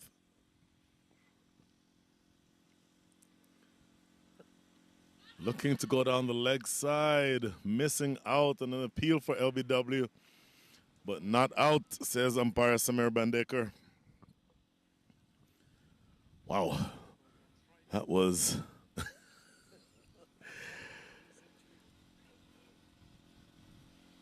If you are a Dallas Mustangs fan, you absolutely want to see Corey Anderson get to his 100. Only 2 overs and 3 balls left. Oh, what a great ball. It gets through the keeper, though. I'll tell you what, it actually hits off of the keeper's foot, and it goes through for byes. He himself does not appear to be in good shape. That ball may have hit him just on his toe, it looks like, and he's now limping off to the side. A greater concern, actually, would have been whether or not that ball was going to ricochet off of his foot and onto the helmet that's on the ground beside him. Of course, had that happened, it would have been 5 penalty runs, and you certainly don't want to help Dallas score any runs. But importantly, in the context of this game, Corey Anderson is back on strike for the last 2 balls of the 18th over. Short, top edge, that might carry all the way for 6. It does. Oh, my goodness. Now, that did not go anywhere near where Corey Anderson intended. He was aiming more to square leg, but it ends up thick top edge, but more than enough in it for it to fly fine down here to fine leg, and 6 more to Corey Anderson, who now moves up to 89. Oh, my. Tell you what, I mentioned earlier how much effort it takes to produce a match like this. There's also an actual cost involved, including the cost of the equipment. And the video guys all had their hearts in their mouths just now as that ball bounced off of the platform that camera is sitting on. Corey Anderson up to 89 from just 40 balls, 4 fours and 9 sixes. And in fact, I was incorrect about the number of balls remaining, because that is the end of the 18th over. At the end of 18, the score is 177 for 5. So 2 overs remaining. This is interesting. Mohamed Mohsin will now be the bowler. Bowling the 19th. Mohamed Mohsin, the leg spinner, and he'll be bowling to 2 lefties. It will be really interesting to see whether Ali Sheikh looks to get off of strike, take advantage of this big gap on the leg side. Oh, no, he's not looking to do that. He's looking to score big runs. I would suspect that if you wanted Ali Sheikh to help Corey Anderson get to his 100, he would tap the ball into the onside. There is no one inside the circle, all sorts of room for singles. He slaps this away over toward cover. The sweeper out there cannot get there. Ali Sheikh has 4. So in the context of the team, you'll take the 4 runs, definitely. If you want Corey Anderson to get to his 100, you may have a slightly different opinion. But they're now absolutely on the charge here. 181 for 5 is now the score. 4 balls remaining in the 19th. Ali Sheikh 16 from 10 with a 1-4 and 1-6. And no singlers there. Corey Anderson really looking to see if he could get that single, but it was never going to be there. If he's able to tap that ball into the leg side, if he's looking to just tap and get a single, the place to do that would be on the leg side. No one inside the circle except for a short fine leg. And this is stroked down the ground. It's going to be a single. And I guarantee you they'll keep this a single, as that brings Corey Anderson back on strike to face Mohamed Mohsin. There are 2 balls remaining here in Mohamed Mohsin's last over, the penultimate over of the innings. Corey Anderson 11 runs away from his 100. In the air, in the gap, 4 runs. Wow. Corey Anderson continuing on his merry way here. He now moves up to 93. Mohamed Mohsen is going to want to keep this ball out of Corey Anderson's hitting zone. I would be looking to bowl this ball outside off stump if I were him. He pushes this one through. Appeal for leg before. Very dramatic appeal by Mohamed Mohsen. But he's turned down by umpire Partha Patanaik. From here, that angle appears to have been missing off stump. That is the end of the over. 9 runs from that over. 1 to go. The score is 186 for 5.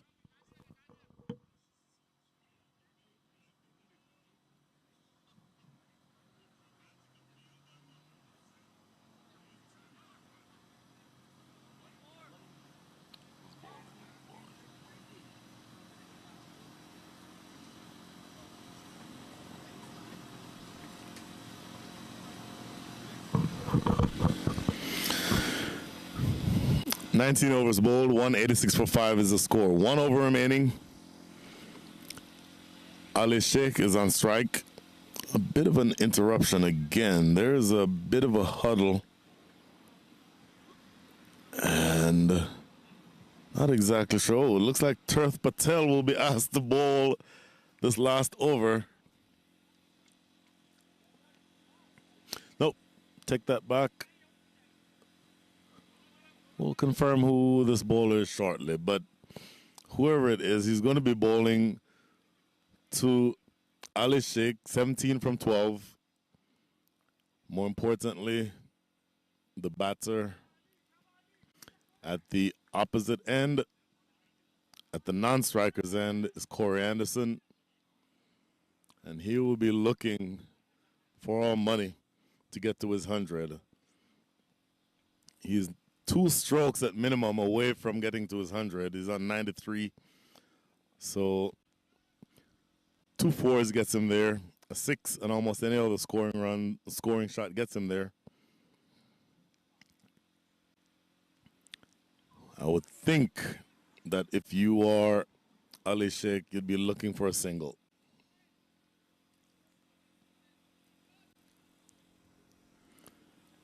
Right arm around the wicket. Short, powered away down to square leg for a single. I guarantee you they'll just take a single. Akeem Dodson is who it says is bowling. That does not appear to be Akeem Dodson. Akeem Dodson is number 3, but I've known Akeem Dodson for several years. I'm pretty sure that's not him bowling. So we'll confirm exactly who that bowler is shortly.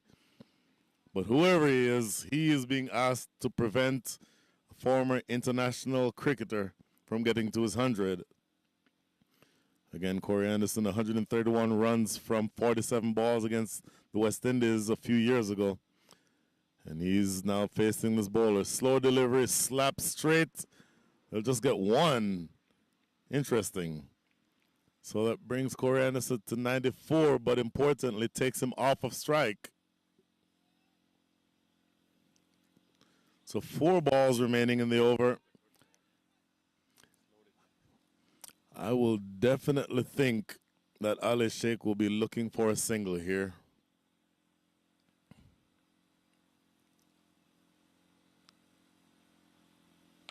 Bang! That goes for 6. What a stroke. What an absolutely brilliant stroke. Wide of long on, in that gap. In fact, it didn't matter whether or not it was in the gap. It goes for 6. So that brings up the score is now 194. For a split second, I thought that would have brought up 200. I'm off by 6 runs. But either way, I think what it does bring up, though, is probably close to the end of Corey Anderson's quest for 100. Because he needs to get back on strike. But I think they'll accept just these 2 just getting as many runs as they can. No ball is the call. That is big. So an extra ball. Ali Sheikh remains on strike. It was a dot ball, but check that, Ali Sheikh is still on strike because of the no ball. Of course, with the same batter on strike, with the free hit, you cannot change the field. So you're obligated to keep the same field. Ali Sheikh now the recipient of a free hit. Hammers it straight. I think they'll just keep this to 1. And if Corey Anderson were to get to his 100, it would have to be in the next 2 balls. He is on 94. He needs a 6 or he needs 2 4s.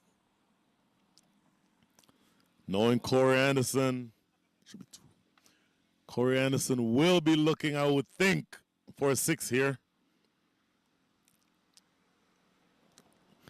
Turns around and looks at the field. I don't think it makes any difference where the field is. He's swinging for the fences here. In the air, and caught. Oh, it's a no ball. It's another no ball. Okay, so if he wasn't swinging for the fences before, he will be throwing the kitchen sink at this one now. A no ball.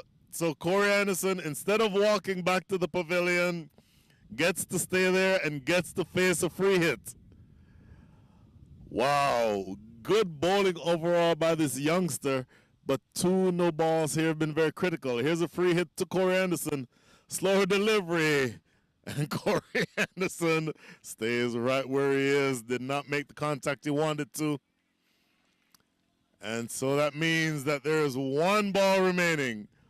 1 ball for Corey Anderson to get to his 100. Excitement building around the ground. He hears teammates egging him on.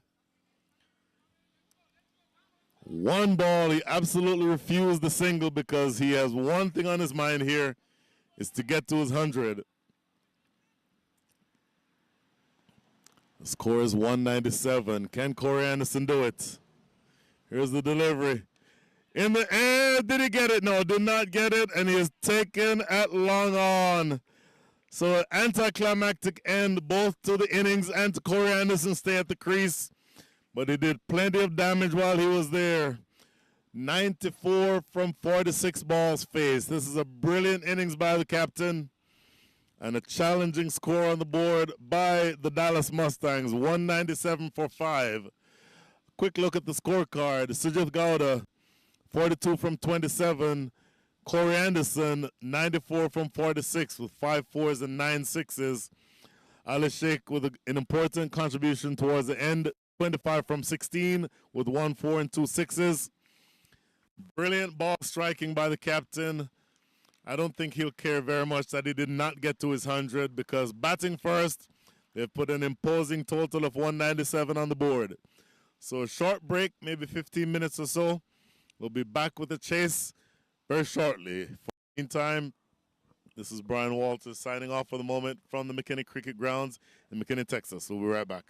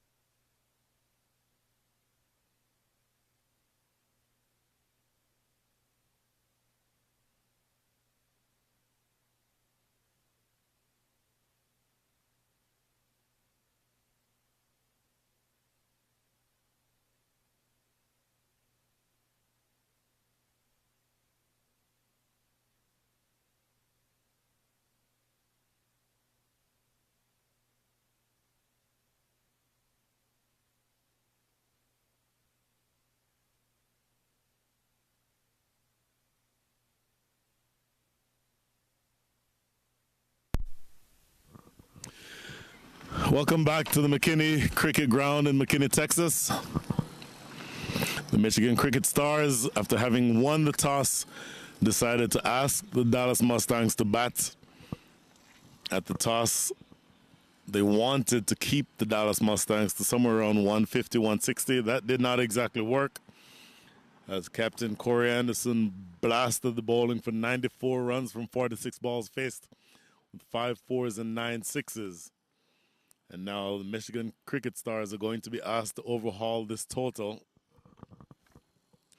The openers are going to be the captain, Norman Anwar, and their mercurial opening left-handed batter, Ryan Scott. Ryan Scott, in keeping with the theme of today being International Left-Handers Day, Ryan Scott is one of the more tremendous left-handed hitters of a cricket ball that you'll ever see anywhere in this country. Jamaican-born. And so with the Jamaican-born heritage and the dreadlocks, you may be reminded of another left-handed hitter from Jamaica, the great Chris Gale. All of a sudden, I happen to be joined by Mr. Ather Naki. Good afternoon, Ather. Good afternoon, Brian. Thank you for having me. The match looks pretty interesting. So Michigan will be batting with all their effort. So it's going to be an interesting game. Today, I don't know if you knew this or not, today is International Left-Handers Day. Wow. I've spoken about that already. Corey Anderson proved how important it is on International Left-Handers Day. Also, the bowler from the south end, where are we? From the north end. Surya Selvakumar, another young left-handed bowler. So again, International Left-Handers Day coming to the fore. A little known fact, when my son played cricket, the first ball that he ever faced in an actual match was bowled by Surya Selvakumar. So Surya left arm over the wicket, going to be bowling to Norman Anwar. We're on the way. First delivery down the leg side. It's a no ball. My goodness, that's not a good start by young Surya. He's going to want to fix that. And all of a sudden, Norman Anwar gets to get started with a free hit. Yeah, no ball, first ball.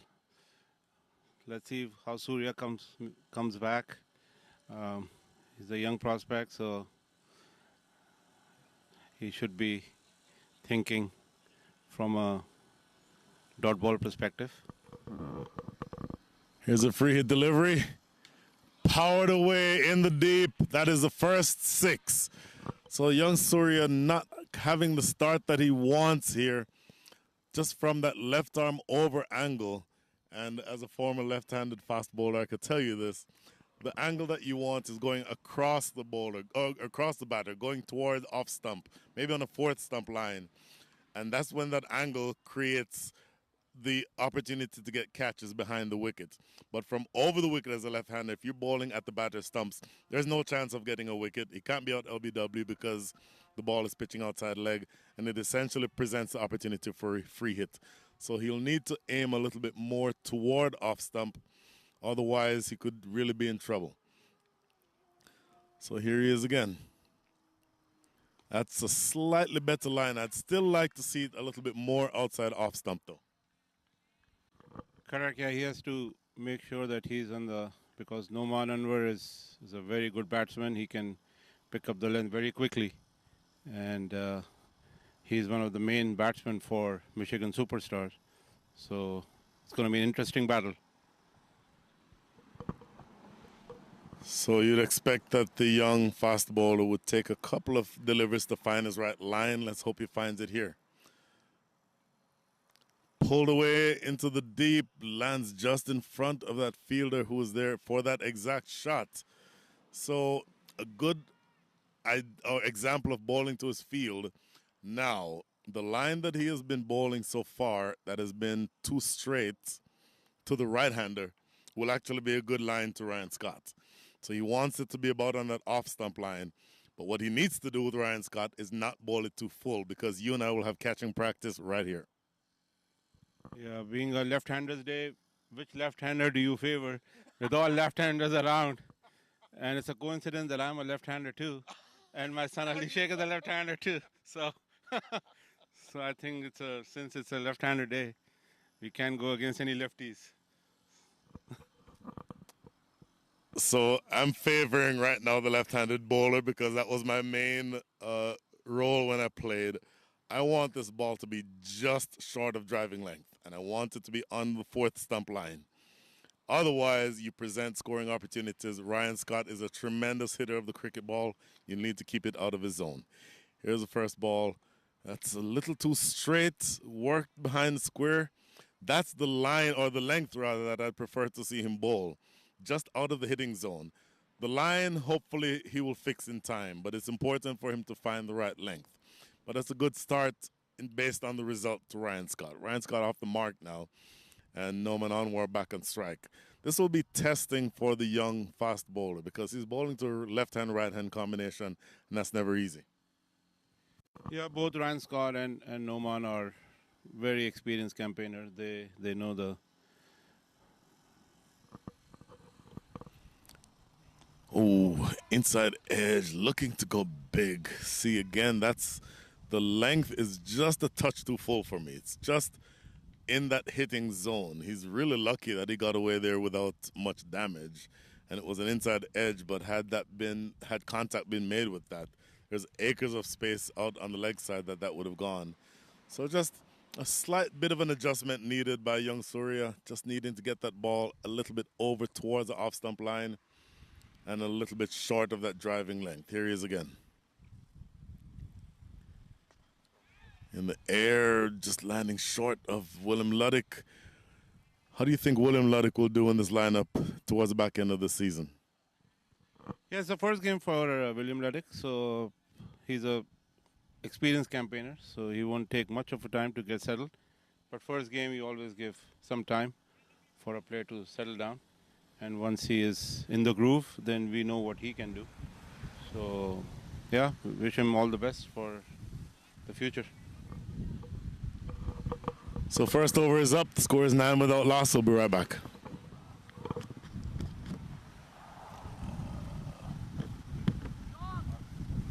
It's off, right? Yeah, just take a little time to warm up so my words come.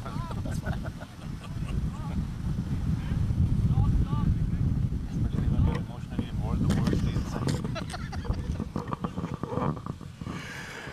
9 without loss. 1 over in the books. The target again is 189. Check that, 198. So the remaining target, based on the fact that 9 runs have been scored from that first over, is 189. Noman Anwar, 7 from 6 with a 6. Ryan Scott has faced 1 delivery and has scored that 1 run. Interesting that they are opening the bowling from the southern end with spin. That's Sahib Malhotra. Tell us about Sahib Malhotra in terms of his bowling. Well, what I know of Sahib Malhotra, that he was initially a fast bowler. Yeah, he's built and the height is for fast bowler. Then probably had some kind of injury. Then worked hard to become a leg spinner. So he has variation in leg spin. He can bowl a faster one, he can bowl a flipper, and then he can also both googly and a straighter one. So yeah, he's pretty well experienced. He's played in all around. I've heard he's played in Australia also. So let's see.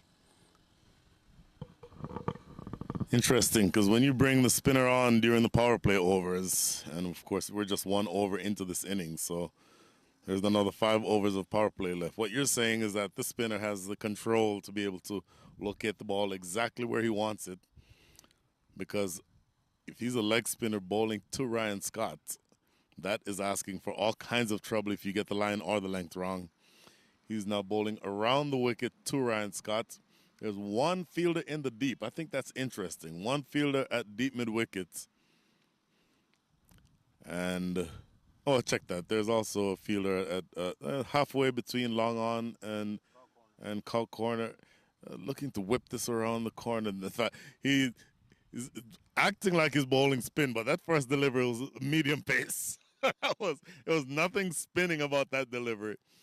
So he got away with that first one. Could have gone for runs. Scott forcing this one off the back foot to backward point for no run. So if you're Michigan, you're looking to, as they say in baseball, get off the schneid. Looking big. Again, this is nothing close to spinning. This is actual medium pace from 3 or 4 steps. And so he's doing a good job keeping the ball out of the hitting zone of Ryan Scott, keeping it just short of driving length. And again, just more bowling like medium pace than anything else. So 4 deliveries, 4 dot balls. Good start here. Is not even getting us time to be able to speak or for me to ask you to say something before he starts getting back into to bowl the next ball. So that's 4 balls, 4 dot balls so far. It's a good start to the over. Anytime you can limit Ryan Scott to dot balls, you're doing well. Make that 5 dot balls on the trot. What a great over this to start. There's 1 ball remaining here in the first over for Saeed Malhotra. Here's the last ball. In the air, it's going to be safe, and it might run away for 4. It does so. Over, wide third man. Everyone out there inside the circle. So it spoils what would have been a maiden over. Thick top edge gets him a 4. So at the end of 2, the score is 13 without loss.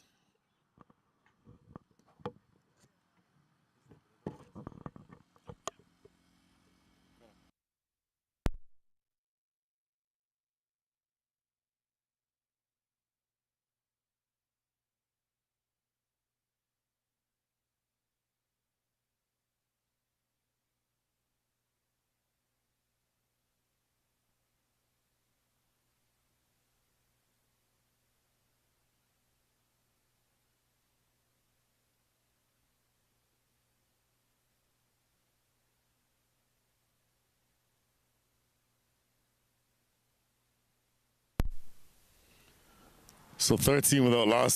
Surya Malhotra. Surya Selvakumar back at the top of his mark.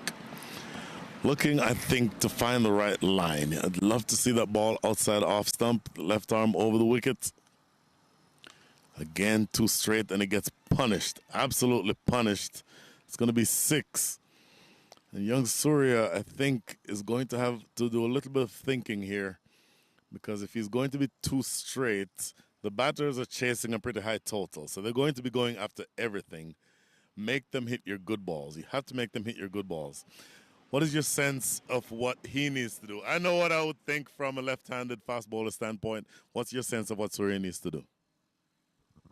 I mean, for Michigan, it's a do-or-die game. So they will go for everything which is pitch short, and they're not going to be looking for and it's a pretty big target. So Surya has to probably, I think the vice captain has already gone to speak to the young fast bowler, telling him what are the right areas to bowl at, because both Noman and Ryan are getting their eye in now. And with Noman already hit 1-6 in the last over on Surya. So let's see what.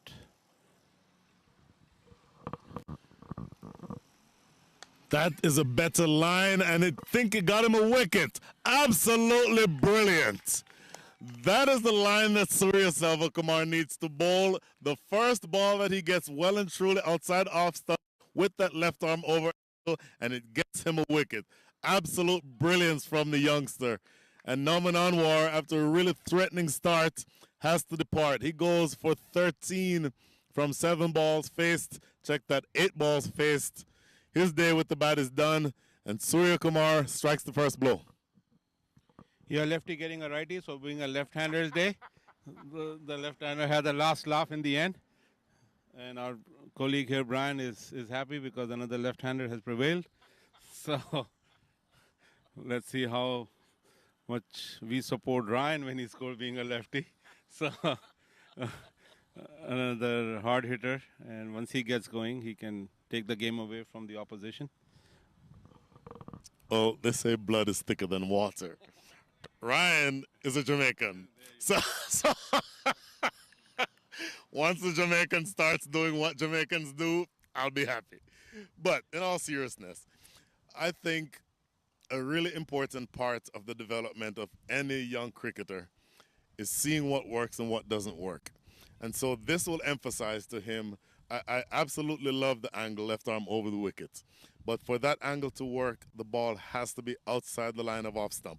Has to be on a fourth stump, especially if they're going to be going after you.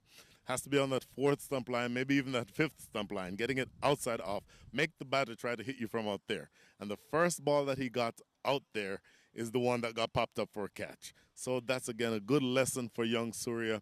He will take that to heart. He's a brilliant young bowler, and I think he'll be fine. But thankfully, in this case, it did not cost him too much. Yeah, he made a good comeback. So he listened to what he was told, and he pitched it in the right area. In comes Surya again. And that's a lovely shot by the new batsman. It was slide over pitch. I think Hilabdar Das is the next man in. And he's a local Dallas playing for Michigan Stars. And he got the ball in the right area. That's his strong area. And he hit a beautiful cover drive for a boundary. Well, young Hilabdar Das, wicketkeeper batter. Proper cricket stroke. What I like about that ball is that it was on the right length, and you're asking the batter the right line rather. You're asking the batter to play through the offside. The length may have just been a little too full, so you want to bowl that. Say, oh, what a great delivery! And he bowled a no ball. Oh my goodness, that was a great ball in terms of the length and the line. It was on that off stump line, exactly where you want to be from a right-hander ball or to a right-hander bowling over the wicket as a left-hander, but he commits the sin of overstepping. And unfortunately, young Surya is going to have to bowl another free hit delivery. So here he is again, bowling to Hilabdar Das. That's going to be, I think, landing just safe. That fielder deep mid-wicket cleans up. So just a single. Young Surya is working through all of the different changes here. Is going to have to keep learning.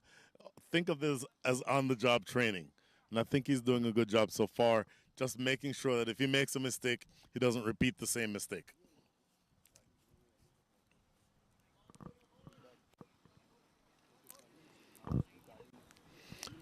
Of course, today again, being International Left-Handers Day, this young man's father is another well-known left-hander. He did play once or twice. My people may know him. Ryan Scott lofts this in the air, catchable. William Luddick after it. Oh, just for a split second, almost made a great catch, but not quite able to get there. Ryan Scott gets two. Mr. Mustafa, good afternoon, sir. How are you? Afternoon, Brian. Afternoon, everybody. I was saying earlier, today is International Left-Handers Day. What is the one thing that your father, Asif Mushtaba, is known for more than anything else? Probably his match winning 6 against Australia. Surya Selva Kumar rather, bowling to Ryan Scott again. Oh, this one is a much better stroke. This one well and truly out of the middle and flying over extra cover for 6. A huge, huge hit by Ryan Scott. And it goes all the way for 6. So Surya Selva Kumar being punished to end his over here at the end of 3. Score is 33 for 1. So back to Asif Mushtaba. So those of you, I know what Asif's been doing because he and I are, we follow each other and we're close. For those of you or for those people who are listening who may not have paid attention to what your dad is doing, tell us a little bit about what he's been doing since his playing career is finished. So since I guess we moved, transitioned here to the U.S., he's been coaching. Well, he was playing initially, just league cricket here with some fellas. And then he transitioned into coaching. He was coached the U.S. men's team a couple of times, did some stints there. Then he was, I believe last year, 2 years ago, he was appointed the U.S. Women's Under 19 head coach. So he did that. They went to, I believe, West Indies, had a tournament there, and then recently, I think Shiv Narayan Chandapal, Another left-hander. another left-hander, yes, took over after his stint was done there. So now he's just coaching full-time, growing the youth here in Dallas and all over the U.S.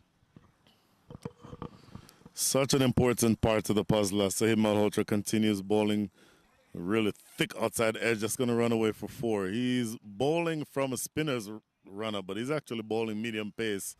And that ball was a very pacey swipe and a thick outside edge by Haladar Das, and it runs away for 4. So he's doing a lot of coaching. You yourself have started coaching too, haven't you? Yes, sir. I've been coaching for about 11 years now. Started. Nah, I started when freshman year of college. So one of the youth leagues here approached me. So I volunteered for a year or two. And then after that, transitioned into coaching more than playing. So been doing that mostly, in the evenings after work and on the weekends, guiding them, coaching them in games. Such an important part of development as Haladar Das is all of a sudden taking a liking to Saeed Malhotra. That 6 struck right well and truly over the top of mid-off and goes away for 6.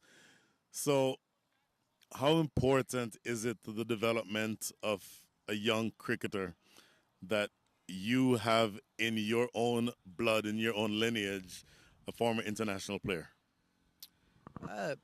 It's tremendous. It basically you see the game a different way than what everybody else does. Another delivery that's cut away for 4 from around the wicket this time. Saeed Malhotra choosing to try to create that angle, slanting across Haladar Das, but getting it too wide. An easy scoring opportunity cut away for 4. So go on. Yeah, as I was saying, basically, you see the game a different way, and it's just you pick up on things that other people might not have. If you're batting or bowling, also, technique-wise, it's a tremendous help when you have to go there and ask your your dad or your parent, and to help you out in some things that you might want to work on. So Saeed Malhotra again. So 2 dot balls now after 4-6-4. 2 dot balls make it 3 dot balls to close things out here in the 4th. After 4, the score is 47 for 1.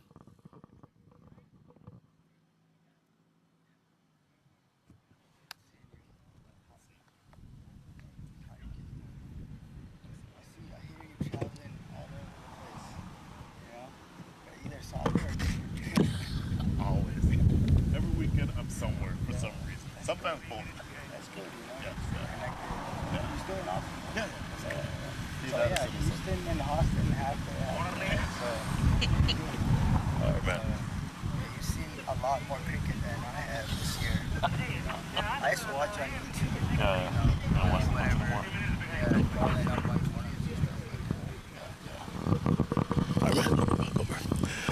Okay, so 47 for 1. 4 overs up. The Michigan Cricket Stars know that they have to win this game, so they will be pressing for victory. They have to. They have no choice. And so Ryan Scott on 13 from 9 with 1-4 and 1-6. And Haladar Das 19 from 9 with 3 4s and a 6. And they will absolutely be pressing toward victory here. They have to. They have no other choice. Anything less than 2 losses. Anything less than 2 wins for this weekend, today and tomorrow, will mean that they will finish out of the running. They're currently 3rd in the division. They're currently 4th in the division. 2 wins will put them above both the Hurricanes and the Chicago Tigers. But anything less than 2 wins, they will be at best 3rd. So new bowler Sujit Gowda, Ryan Scott looking to force this away off the back foot, not quite getting it, and good evasive work there by umpire Partha Patanaik. Sujit Gowda, the new bowler, coming from the north end, from the commentary box end. And this is just defended in front of the stump. So good start to the over by Sujit Gowda.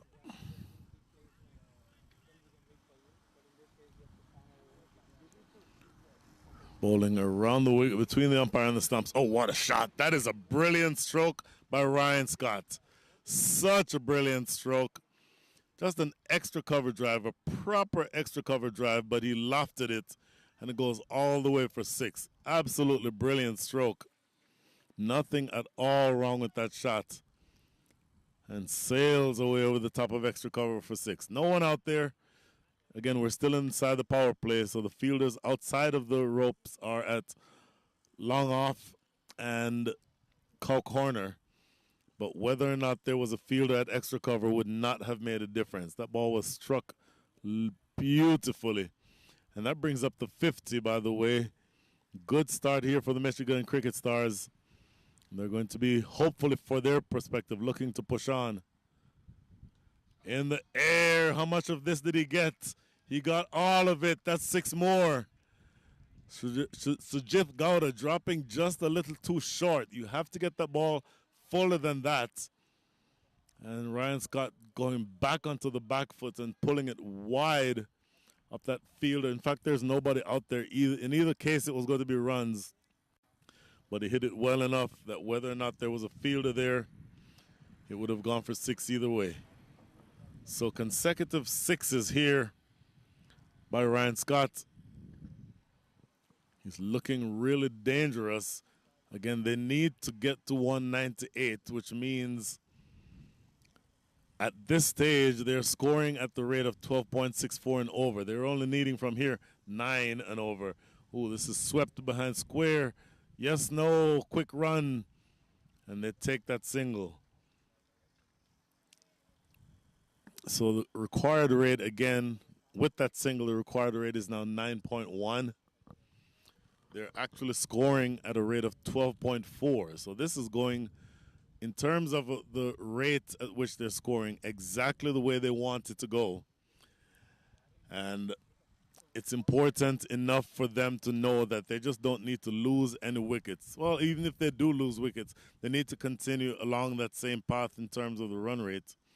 Now a bit of a change in the field as long off back drops back. This is Ali Sheikh, and there's a cow corner. Everyone else inside the circle. Halar Ardas defends into the offside for no run.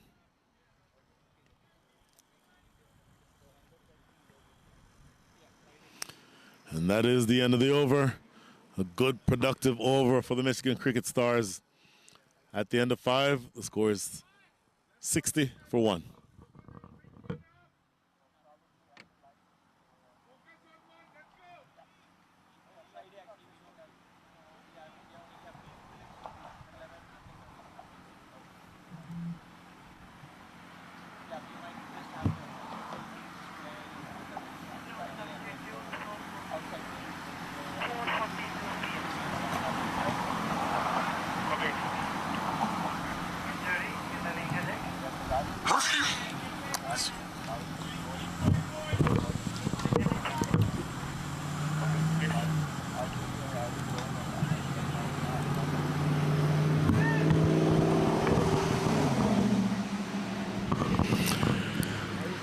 $60-1 after 5, 1 over left in the power play.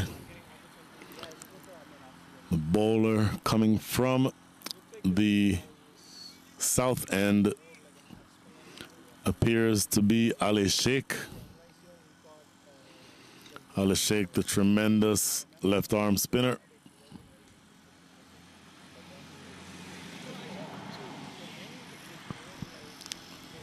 Again, Ali Sheikh, a U19 player, one of 4 U19 players in the Dallas Mustangs side today. and has played just a tremendous level ever since he burst onto the scene a couple of seasons ago. But he will be tested here. He's bowling to Ryan Scott. Two fielders outside the circle. Long on. And long on is not going to be wide enough to stop that. That flies away for 4. So the two fielders outside the circle are long on and deep mid wicket. This is the last over of the power play. It is absolutely imperative that he gets his length right here, because anything less, both of these Michigan players, particularly Ryan Scott, will be looking to attack him. Ryan Scott. So any turn that Ali Sheikh gets will be into Ryan Scott, which will help him with those big shots in the arc between long on and square leg. He needs to get that ball outside off stump. That's too straight, and he whips it behind square. That will run away for 4. So consecutive 4s to start the 6th over. Just a little bit of thinking for Ali Sheikh to do now, because again, from that left arm over angle, he needs to be essentially bowling down that channel and getting the ball outside off stump and just short enough that Ryan Scott cannot drive it. But if he pushes it on that angle going down the leg side, that is always going to go for runs. So he's going to have to be careful. Ryan Scott again ready. That's a better line.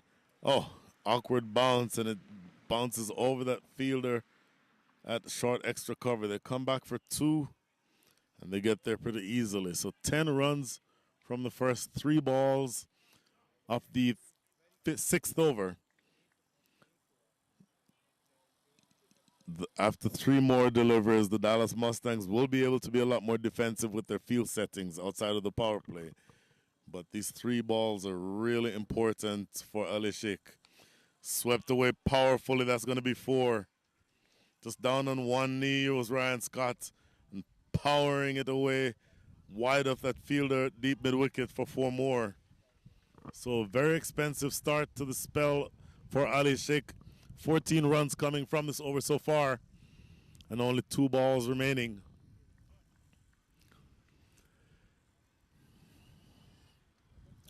Just getting a little bit of attention being paid to him, and a lot of advice being provided from several different angles. Hopefully, someone will say to him, just find that ball outside the off stump. Don't drift down the leg side, as he has with 2 of the 4 balls so far in this over. And in fact, I would not mind seeing him even try a couple from around the wicket to create that angle going across Ryan Scott.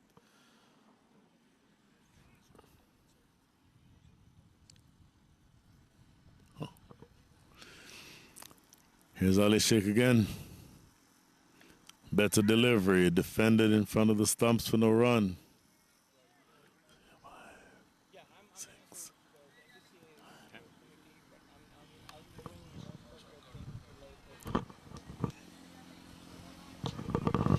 So 1 ball remaining. Ali Sheikh, for his confidence, needs to finish strong here. Forced off the back foot, misfield, and this is going to be at least 2, just 2 more. Jogging through for the 2nd. So that completes an expensive first over for Ali Sheikh. 6 overs done. The power play is over, so to speak. 16 runs coming from that over. At the end of 6, the score is 7-6 for 1.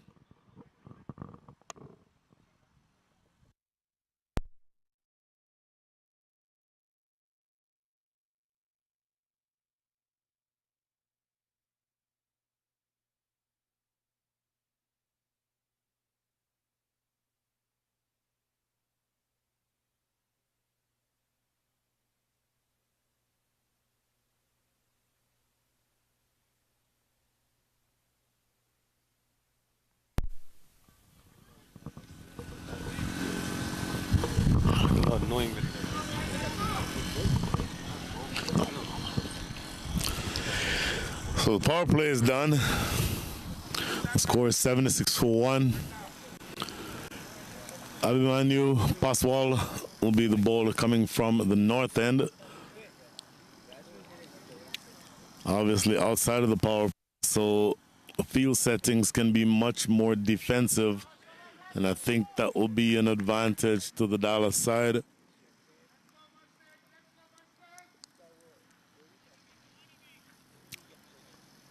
Haladar Das, 19 from 10, 3 20 with 4 fours and 3 sixes.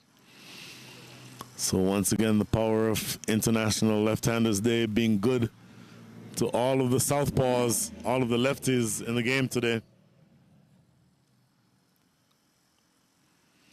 Right arm over the wicket. Tossed up. That's a good delivery. Great delivery, in fact. Just drawing the batter forward. Exactly the length that you want to bowl in these circumstances. Now let's see if he can replicate that same length to Ryan Scott, who has a little bit more reach than Haladar Das does. He'll need to, if he chooses to toss this one up, he'll need to have it about a half a yard shorter to be out of the zone of Ryan Scott. It'll be interesting to see if he's able to find that exact line and length to keep Scott quiet.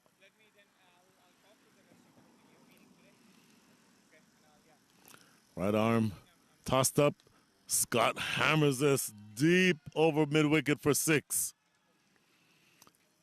So this is a good shot by Scott. Give him credit. He actually swept that from outside off stump.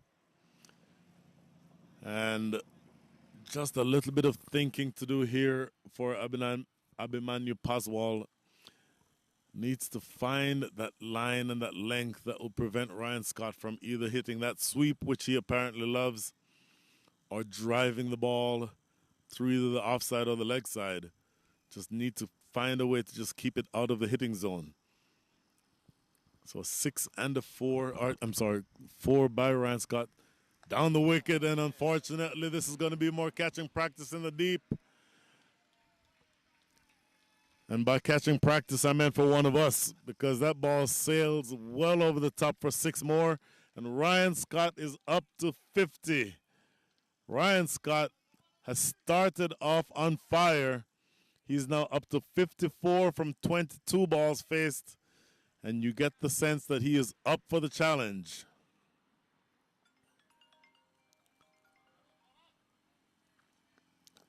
So things are looking dangerous here. Oh, just waiting just that extra half a second to play it off the back foot on the offside. Umpires signal to each other that 2 balls are remaining. This is truly brutal, brutal hitting by Ryan Scott.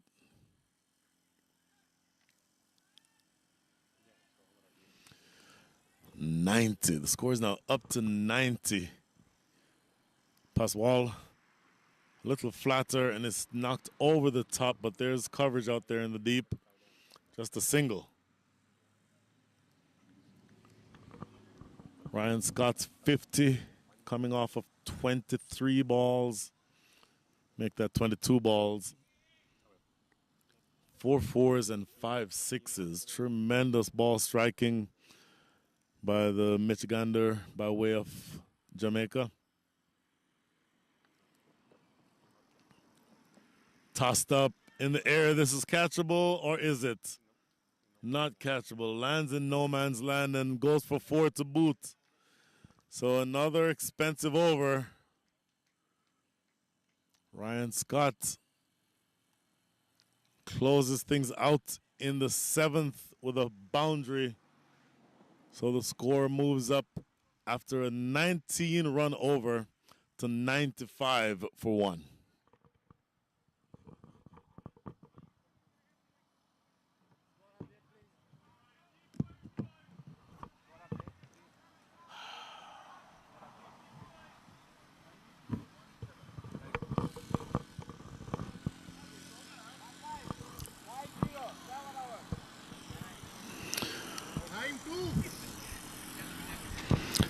Once again, we're pleased to bring you the 2022 Toyota Minor League Cricket Championship presented by Sunoco.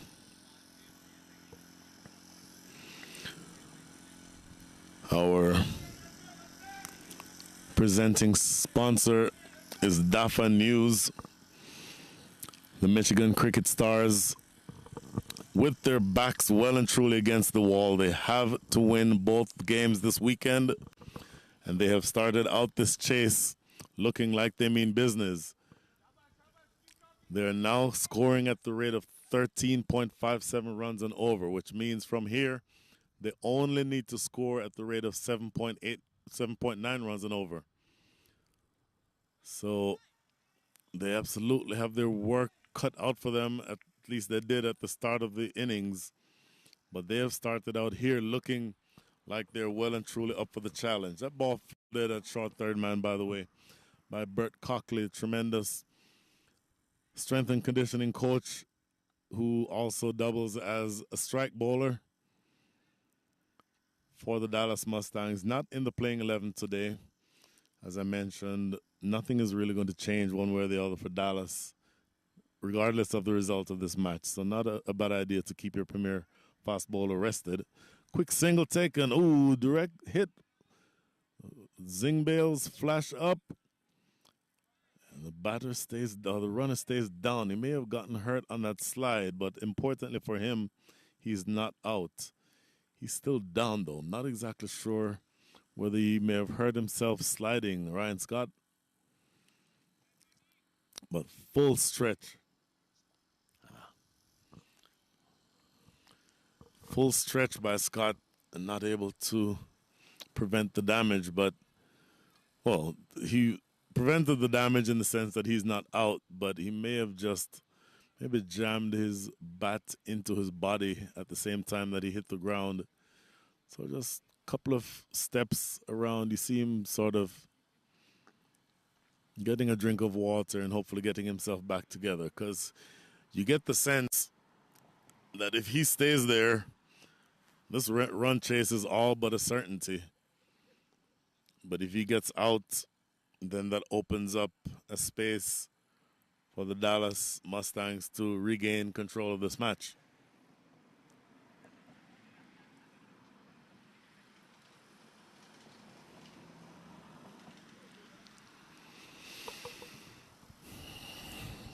Scott ready again. Thankfully, he appears to be okay. Taking a little bit of extra time, but I think he's going to be fine. So 95 runs, 96 make it after that single on the board. We're into the 8th over, and the required rate from here is 7.95, but the Michigan Cricket Stars have been scoring so far at the rate of 13.4. So they have the chase well and truly in hand from the standpoint of the rate at which they're scoring. They just need to continue along that same vein. And if you're Dallas, you're looking for a way, one way or the other, to manufacture a wicket. Scott ready again. And this continues to be Sujith Gowda bowling from the south end. Scott off the back foot, that's through, and that's going to be 4. Just creating that little extra bit of room. Ryan Scott is off the back foot, forcing that, maybe staying leg side just a touch to make sure he played that ball straight or late enough. And it runs away behind point for 4. So that brings up the 100, if you can believe it, inside the 8th over. Tremendous start here by the Michigan Cricket Stars. They have more than overhauled half of the total. They only need another 98 runs. And just defended back to the bowler. That's a good ball by Sujith Gowda.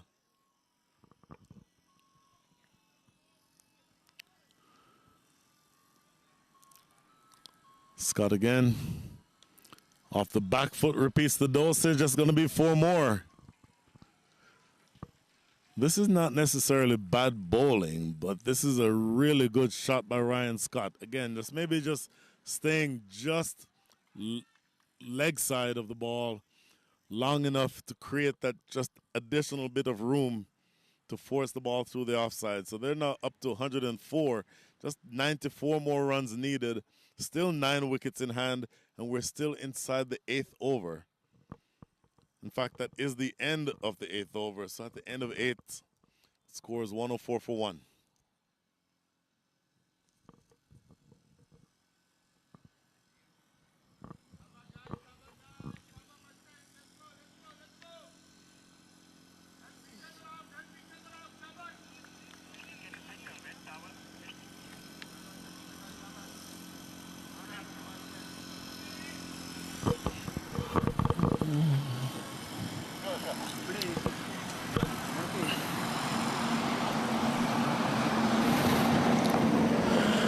$104 for 1. Ryan Scott, 67 from 27. 7 fours, 5 sixes. He is off and running, and not to be outdone. Halaradas, 22 from 16 or 15. We'll make it now 16. This is Ali Sheikh, who has changed directions. Is now bowling from the north end. Second delivery just defended in front of the stumps for no run. I have comments. Assistance in the commentary. Clearly, I need assistance. Mr. Nagesh has decided to join me. Nagesh, good afternoon. Thank you, Brian. Really appreciate you doing this, man. It makes a whole lot of difference. Just to hear the context of the game, just to hear the environment here. I mean, it adds a lot of context over what's being shown on the screen, right? So thank you for doing this, and it's a personal sacrifice that you do. We really appreciate it. Well, I will tell you that I get a lot of enjoyment out of doing this simply because the most important thing for me is seeing young cricketers develop. And then a side element of that is seeing established cricketers show why they're established cricketers. So here we see somebody like Ryan Scott, who has scored heavily in the local leagues for a long time. Obviously got selected to play for the U.S. last year and is always going to be on the cusp of selection. And he's already started out in this game like he means business. He's now up to 68 from 28 balls faced. And it feels like the Michigan Cricket Stars are on the way to overhauling this total. What do you think?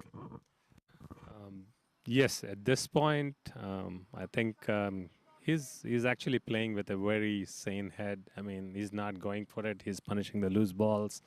I think he's made it a mission to stay there, just the way he is batting right now. I have a question of my own for you, Brian.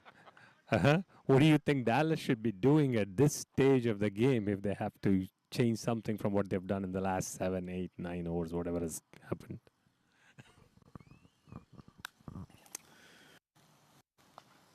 Struck down the ground for a single.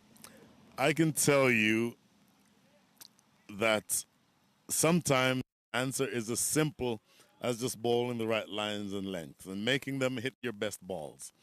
I'll say more after the short break. The score is 107 for 1. We'll be right back.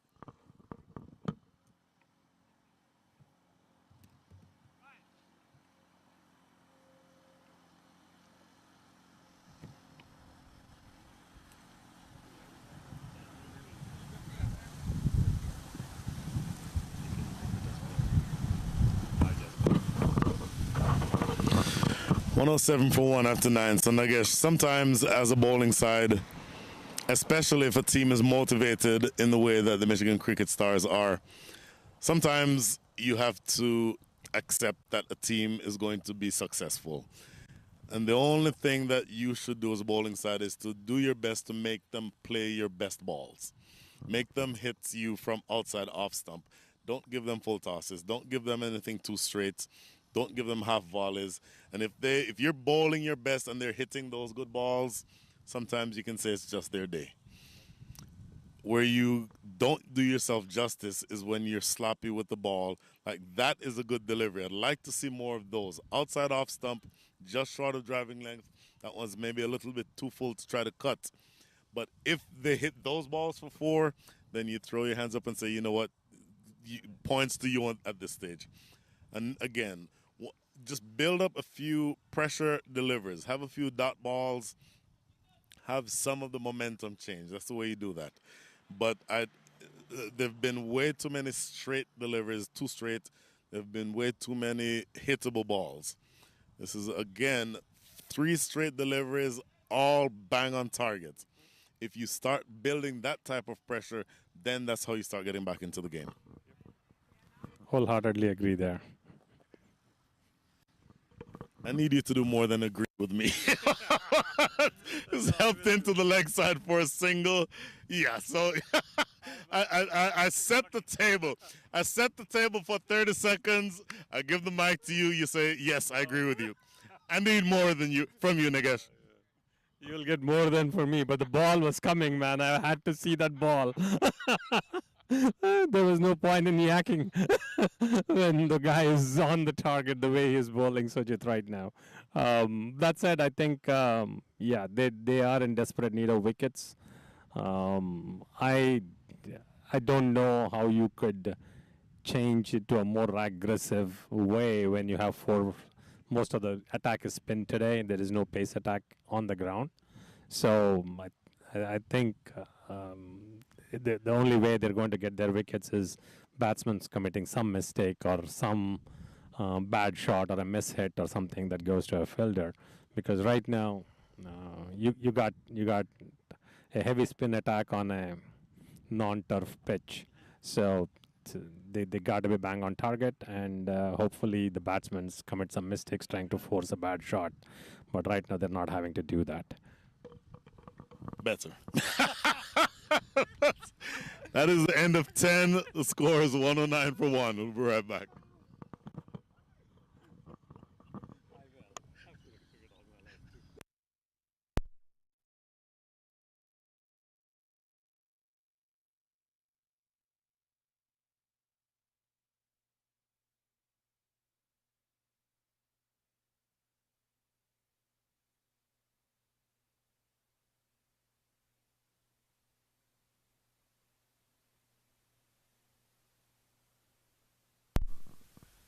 Halfway through the chase in terms of number of overs, the Michigan Cricket Stars are more than halfway through the chase in terms of runs scored.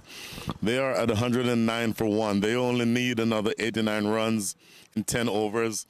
And even though the scoring rate has slowed down a little bit in the last few overs, this past over went for 2. The over before that went for 3. The over before that went for 9.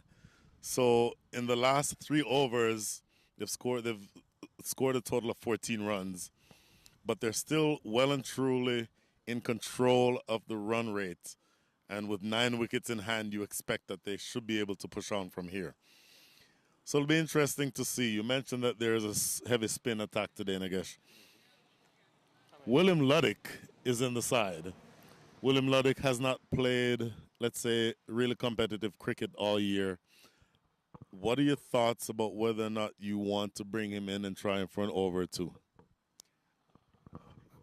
I think my bet was I need a medium pacer in at this point in time. I think the Dallas Mustangs have gone in with a strategy of pushing their spin because I think their eyes is towards the playoffs more than this game. So they're applying their strategy in terms of how much they can double down going forward, right? And I had the same question, but I think they came in with an attack in mind and they're just following through with it. Hopefully there is a medium pacer that comes out. Maybe it's William Luddick. Maybe it's they don't wait till the end to bowl the opening bowler, right? But I think if at this point the 2 batsmen are cruising at this current pace, and I think you're only hoping for a mistake to be made, not necessarily there is a way to attack the wicket, right, to get the wicket.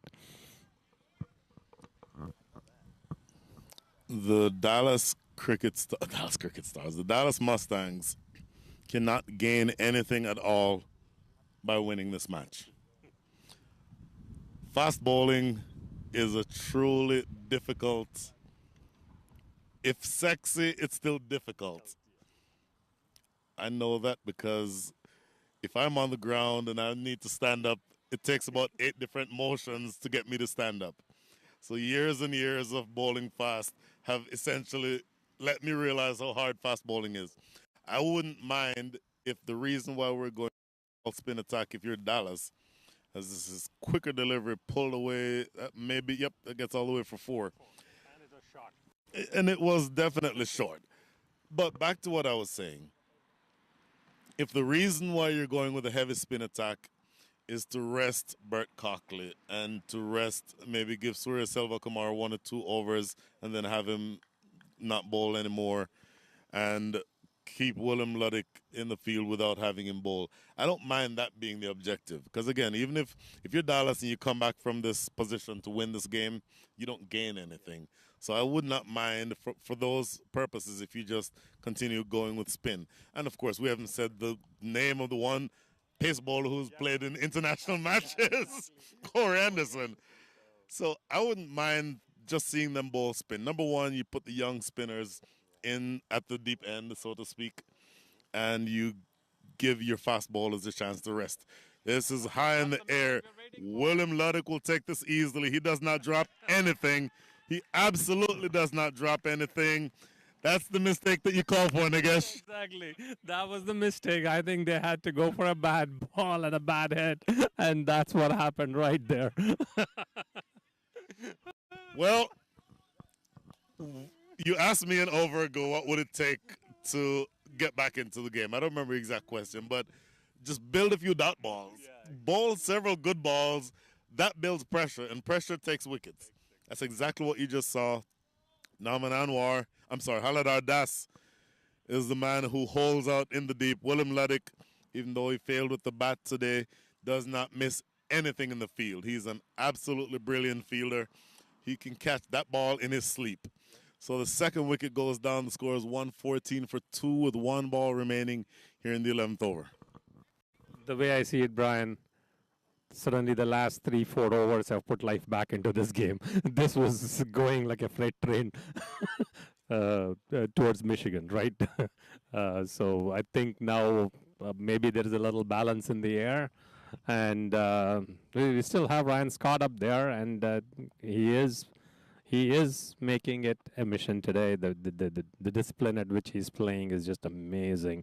Just to see him, he's tired. We can see that, but he's taking his time. He's taking his rest, but he is not going and throwing his bat out. He's only punishing the bad balls.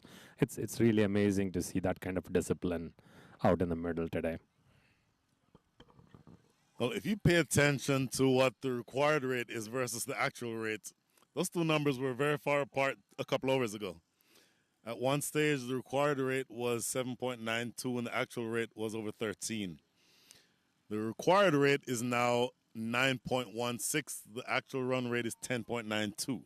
So those two numbers have closed very much in the last couple of overs. To your point, the last few overs have changed this game very much in the direction of the Dallas Mustangs. Put life back in the game.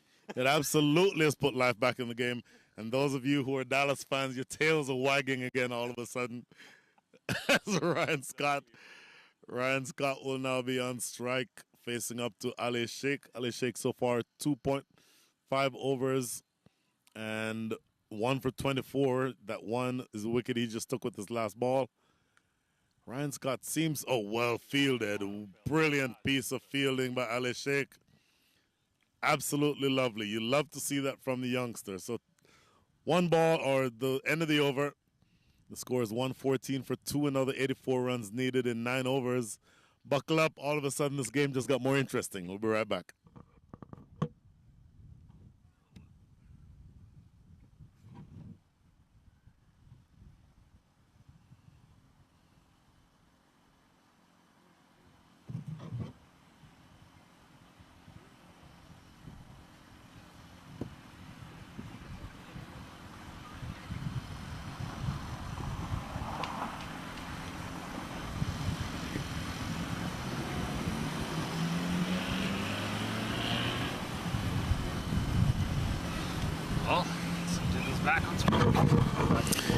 Here we go again. Sujith Gowda back with the ball in hand. And it's a bump ball, clearly a spectator catch. Not just a spectator catch, a commentator's catch, because my fellow commentator Nagesh was starting to celebrate. That is Kawar Ali. Oh, this is swept away in the deep. Man down there, and he takes it easily. Another wicket goes down. So here is the switch in fortunes that we're looking for. That ball was, in fairness, there to be hit, but did not make clean contact with it that he wanted, Kawar Ali, and ends up just sending it straight down the throat of backward square leg. The third wicket goes down, the second wicket in 3 balls, and all of a sudden, the Michigan Cricket Stars are struggling at 114 for 3. Yep, it shows. Just look at Ryan Scott in the middle. I mean, his body language is all like, that didn't need that. I mean, his body language, everything what he's saying is basically saying, what are you doing, man? We don't need that. We're cruising here. You just needed to give the strike back to me, right? You just walked in.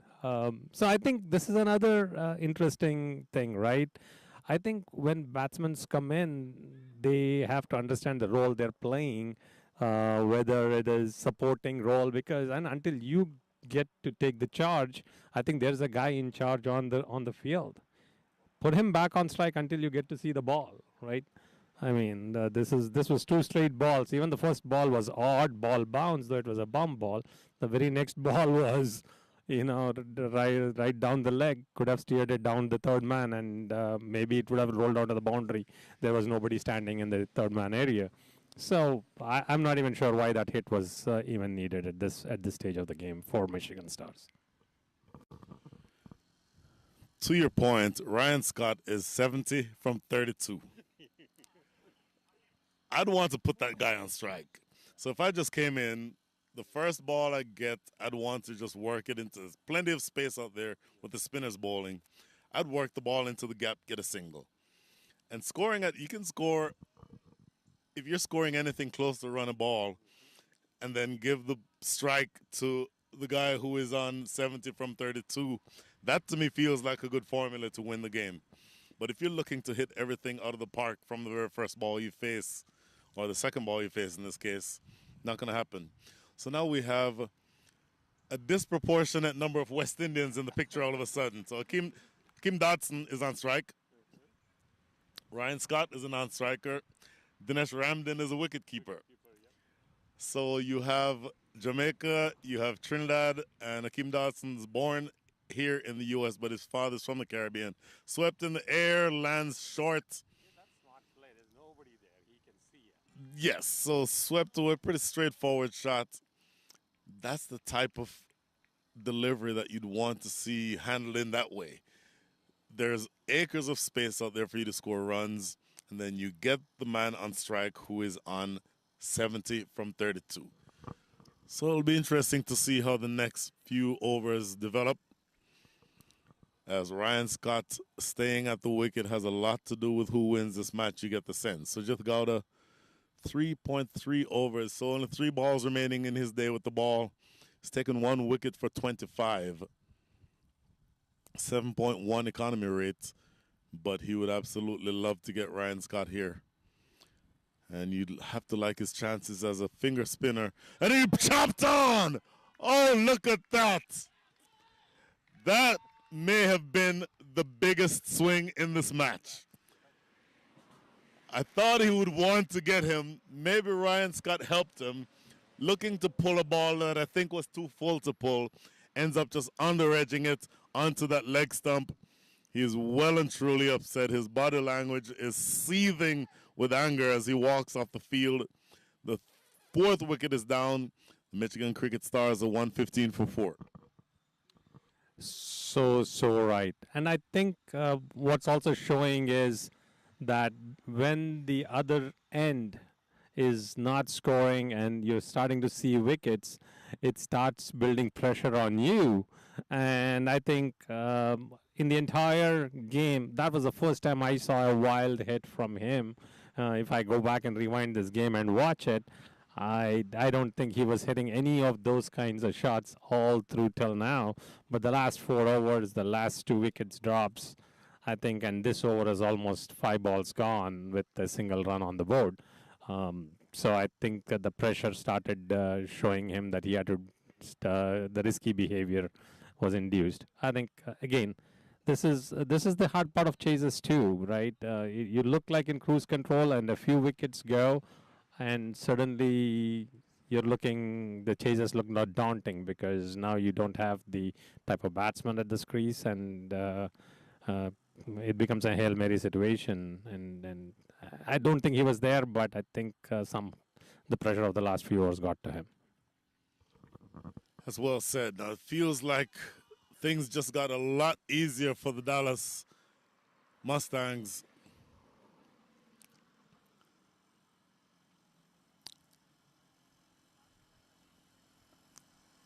This is Mohamed Mohsin on strike. Tossed up and whipped to cow corner for a single. I think that's all they'll get. A little adventurous in the field, but finally gets it back in for a single. So a really successful over. Successful last over by Sujit Gowda. 2 for 25 are his figures. But that two, the second of those two, was the big wicket of Ryan Scott. Ryan Scott going for 70 from 33 balls faced. And at the end of 13, check that, the end of 12, the score is 116 for 4.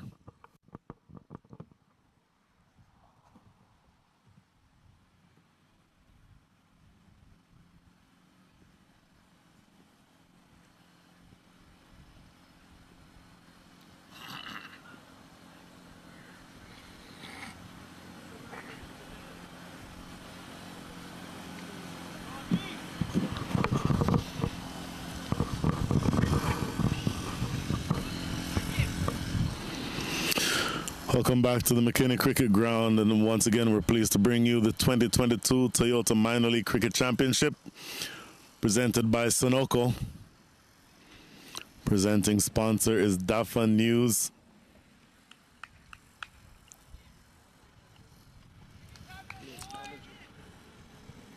And once again, as a reminder, Fields Manager is the official sponsor of the Dallas Mustangs. In the air, this is going to be 6. Here toward us, and landing maybe about 10 feet, 10 yards, 5 yards away from where we are here. So the first ball hoisted over long on for a 6. So as I was saying before, I was rudely interrupted by that 6. Fields Manager is the official sponsor of the Dallas Mustangs. Powerfully struck. That's at least 2 more. Nope, just 1. Good piece of fielding by that fielder, running across some deep extra cover to limit the damage to 1 run. And the Fields Manager, 0 touch streaming. 0 touch streaming. After this over, I'm going to ask you, Nagesh, to say a little bit about 0 touch streaming, because you explained it to me off camera. I think it's a brilliant concept, but I'd like for you to tell people what that is. In the meantime, back here, 123 for 4. Tossed up. This is going to be 6 more. This is a brilliant stroke. This is one of the bigger 6s that you'll see. Unfortunately, it goes across the street. Luckily, there is no vehicle driving by it at that exact time. So the young leg spinner, Abhimanyu Paswal, just tossing that one up and leaving it too full. It really is in the exact arc that the batter wants it. It needs to pull that length back at least a yard or 2. And again, as a leg spinner, that's a better length, a much better length. It's just tapped into the deep and just a single. But these are good learning signs for the youngsters. They have to learn to limit the damage. What I mean by that is, if you bowl a bad ball, a good cricketer is going to hit it for 6. So figure out what your good balls are and then repeat those. I don't mind that shot at all, even though it flies away for 4. maybe a little bit too wide, but I don't mind the quicker, flatter one. Just needs to get a little bit more control over his line and his length. But no doubt that he's going for runs here. So if you really look at Sujit Gowda's spell too, first over was really punished, but for him to finish at 4 overs, 24 runs and 2 wickets after such a bad first over shows how he got back into the game. I think that is something that any of these youngsters can learn and see what's working and what's not working, and then adjust to what's working for them, right? And that's another key aspect of experience versus novice or youngsters. I think as you said, Brian, right?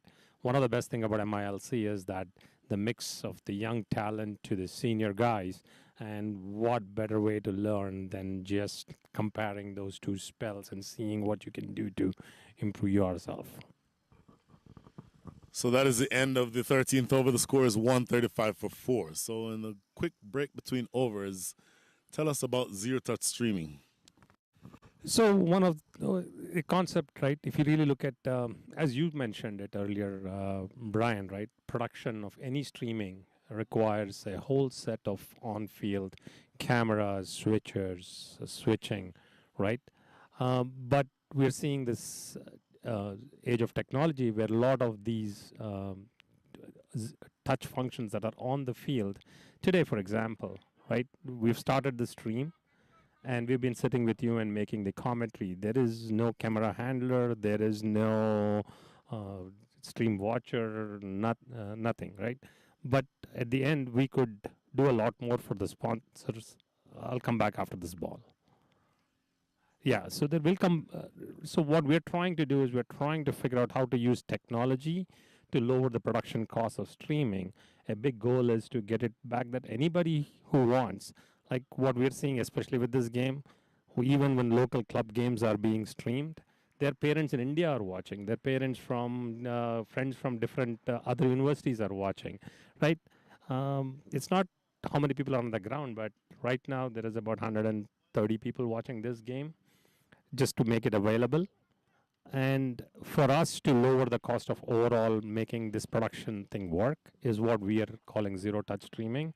And we're partnering with companies like AWS and others to figure out how to bring a little bit more automation to make our life easier doing this work. That is a great explanation. And as cricket continues to grow in this country, I suspect that zero-touch streaming will become or continue to be an important element in the production of cricket matches. Obviously, a huge piece of the puzzle. And I hope I'm not speaking out of turn. We're in an area where one of the 6 major league teams is expected to be. So as cricket continues to flourish in this area, that brings eyeballs, that brings opportunities for more broadcasts for cricket matches. That brings the opportunity for zero touch to be able to help spread, let's call it spread the good word of cricket throughout the country. And throughout the world. And lower the cost of it, right, so that more people can experience. So our biggest goal is to lower the cost of it so that more people can embrace it and expand it, right? I mean, otherwise what happens is, just so you know, there was a club game going on across the town, and a guy from our team scored a century. For whatever reason today, they didn't set up the stream. Wish he could have that going for him and share it with his own parents and everybody, right? Wow. Nope. Something else happened. But anyway, that was an action on the ground. Suddenly red sparks on the wickets makes you stop thinking what the heck is going on. But I think we are working towards it, and we do want to democratize this, and we want to expand the sport in the country, and we're doing everything possible to work with all levels of cricket to make this happen and do it right. Fantastic. In the meantime, Saeed Malhotra, quick throw to the non-striker's end. There was a potential opportunity there, but he got there safely in the end. So in the middle of all of this, a good over being bowled by Saeed Malhotra. I think he only has 1 ball left. Score is 137 for 4. Just another 61 runs needed. But importantly, The run rate and the required rate are almost exactly identical. I'll get back to that shortly. Oh, what a shot. Over extra cover. A huge six. That is a lovely strike of the cricket ball by Mohammed Mohsin. That is a lovely, lovely stroke. It was a good over until that happened. So 6 to close out things here in the 14th. 55 runs needed in 6 overs.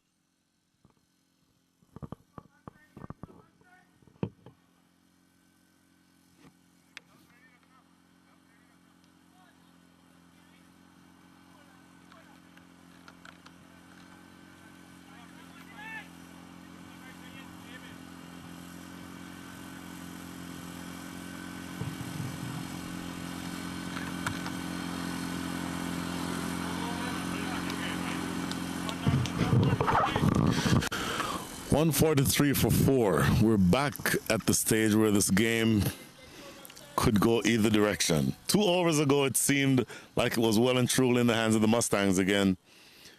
But a bit of a fight back in the last several balls by the Michigan Cricket Stars.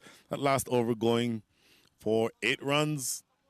The over before that going for 19 runs. So 27 in the last 2. The required rate, 9.17. The actual run rate now back up above 10, 10.21. Sachin Asokan in with the ball, and he lofts 1-2, backward point, and the catch is taken. So if this was a boxing match, heavy blow landed, a body blow landed that time by the Dallas Mustangs. That is the end of the batter. I believe that was Akeem Dodson. 9 from 6 balls faced. And the score is now 143 for 5. Yeah, Brian. I think it's a seesaw game happening right now. It's anybody's game at this point in time. This wicket again gets things back into balance, in as far as I can see it. The last 2 overs, the huge hits that the bowlers were punished.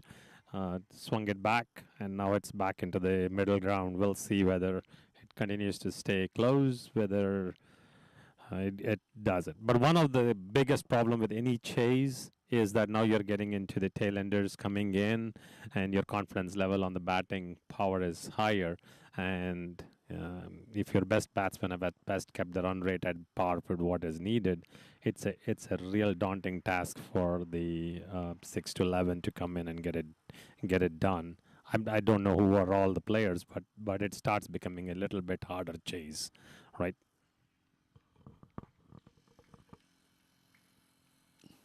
Far be it from me to point fingers. I think Ryan Scott's dismissal, that was in part created by the wicket that fell because of the catch down there at backward square leg, is what started this collapse. The hit was not needed. I think at that stage, if you punch the ball into the gaps and get the ball or get the strike to the man who was on 70 from 30-odd balls, that's a better formula for winning. But these things tend to build on themselves. Stroked into the offside, just a single. And all of a sudden, you lose 3 quick wickets, and the chase becomes that much harder. So, learning times or learning opportunities for the younger players. And as we continue to grow cricket in this country to where there are going to be opportunities to play Major League Cricket, it's just a lesson for them to be able to get to. In the meantime, this is now Arjun Vajala on strike for the first time, right-handed batter. Bowling again by Sachin Asokan. Right arm over the wicket. Pushes this one through quickly. Oh, it's a well-bowled delivery. That's one of those where an additional coat of varnish on the off stump might have taken a wicket.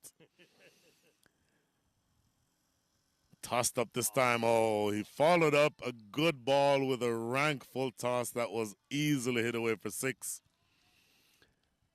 If you build pressure and then take wickets, the best way to give that pressure back is by bowling a rank full toss that gets hit for 6. even with a new batter.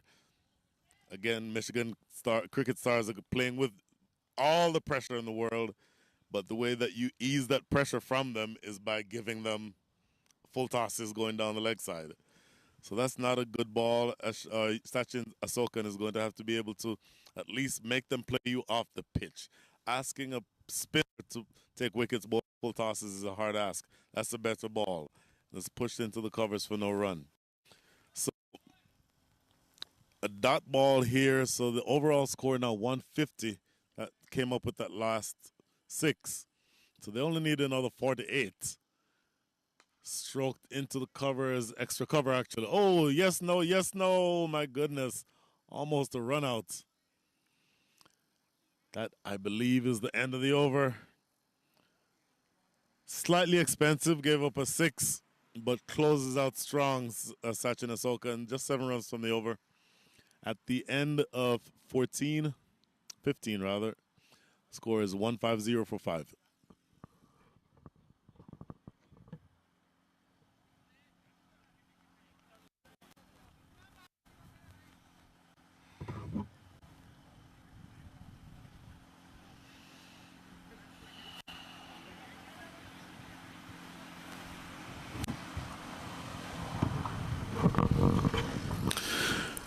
$150 for 5. Even I can do that math. 150 in 15 overs means that they're scoring exactly at the rate of 10 runs and over. 5 runs or 5 overs and 48 runs needed means that they need to score at 9.6 and over. So the asking rate and the actual rate are very close to each other. The biggest issue now for the Michigan Cricket Stars is wickets. They don't need to lose any more wickets, don't need to get any deeper into the tail. These two have showed competence with the bat. Mohamed Mohsin, 21 from 11. I suspect he is the key. He is now going to be on strike. And Arjun Vajala, just new to the crease, but has already showed you his capability with that 6 that he hit in the last over. So this game is not over by any means.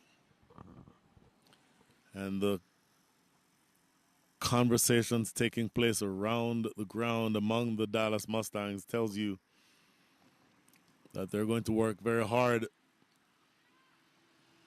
to pull things back here. Now, Surya Selvakumar back into the attack. Took a bit of stick in his opening spell, but he'll be looking to just come up now and keep things quiet, bowling to the left-handed Mohamed Mohsin. Left arm over the wicket. This is stroked into the covers. Man out there in the deep. Good pick up and throw. Well done. So 1 run. If this entire over goes for 6 singles, I think Corey Anderson, the captain, will be very happy. It's unlikely that it does, but if it were to happen, he'd be happy. Now with the left-hand, right-hand combination, I'd said it earlier when Surya Selvakumar was bowling that he needed to bowl more on an off-stump line. Let's see if he learned his lesson. And more than anything else, if you're looking at this field, there's a fielder in the deep at mid-wicket.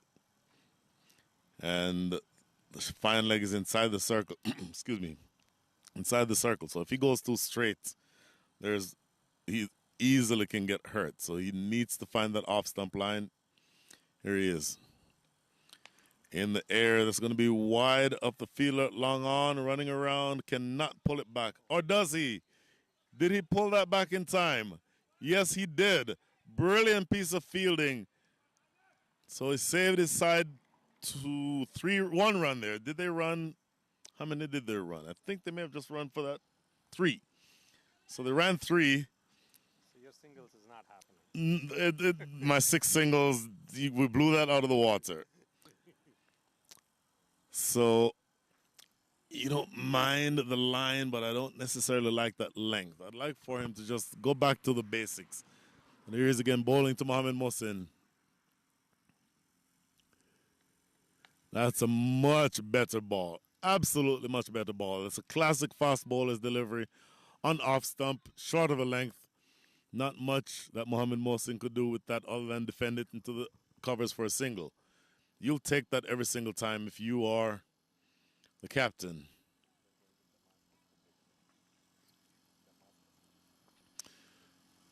So just 3 balls remaining, and it is now Arjun Vajala that's back on strike. Left arm over the wicket. Oh my goodness, that just got through. Aiming for that huge gap between mid-wicket and long on. Once again, in fairness, that ball was just a touch too straight. He'll want to be a little bit more outside off stump for that. But he got away with it there. That ball bouncing over the top of leg stump. So 2 balls remaining in this Surya Selvakumar's 3rd over.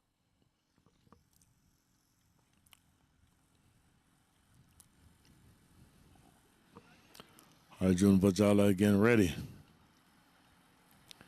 That's the line that I'd like to see him bowl more of. Just out into the covers for a single. There's a sweeper out there.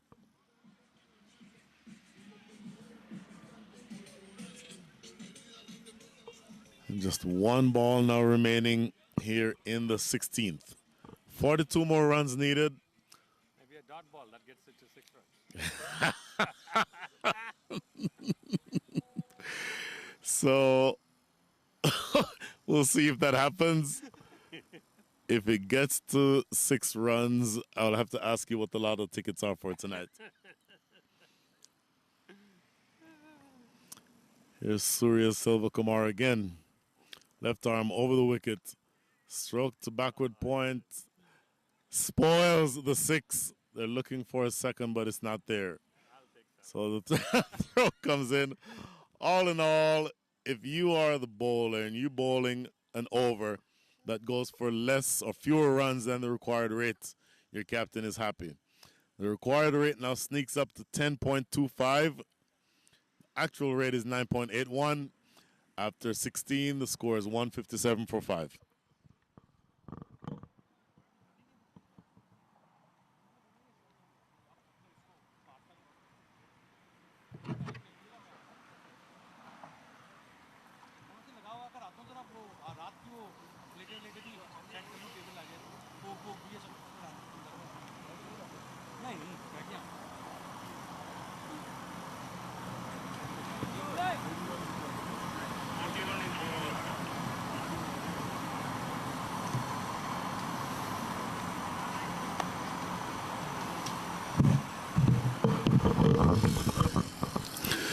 .157 for 5. The simple equation is 41 runs needed in 4 overs.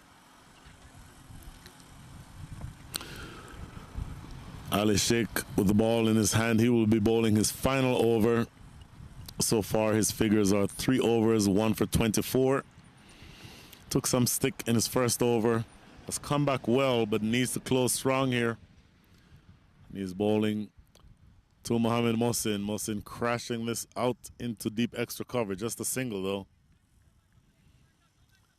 That is a good result from Ali Sheikh's perspective. Just giving up that 1.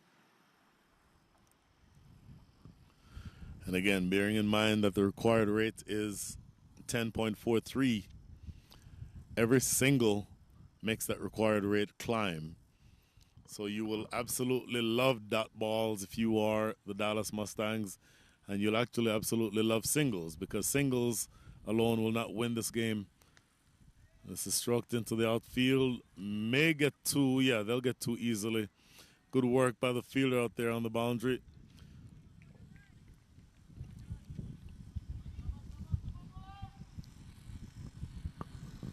No, just another 38 runs needed. Ali Sheikh 4 runs remaining in his spell. In the air, oh, diving attempt by the fielder, backward point. You get the sense that had he gone for it with just his left hand, he may have been able to take that catch, but he went with both hands, sort of trying to backhand it, almost like he was a shortstop in baseball, diving to his left. Instead of sticking out that left hand, the ball racing past him and goes away for 4. So I said that singles don't hurt you and dot balls don't hurt you. If you're Dallas, 4s definitely hurt you. So 7 runs already from the over, 3 balls to come. This is worked into the leg side for just a single. Good work. And 2 balls remaining. Confirmation of that provided by umpire Partha Patanaik, signaling to his partner, Samir Bandekar.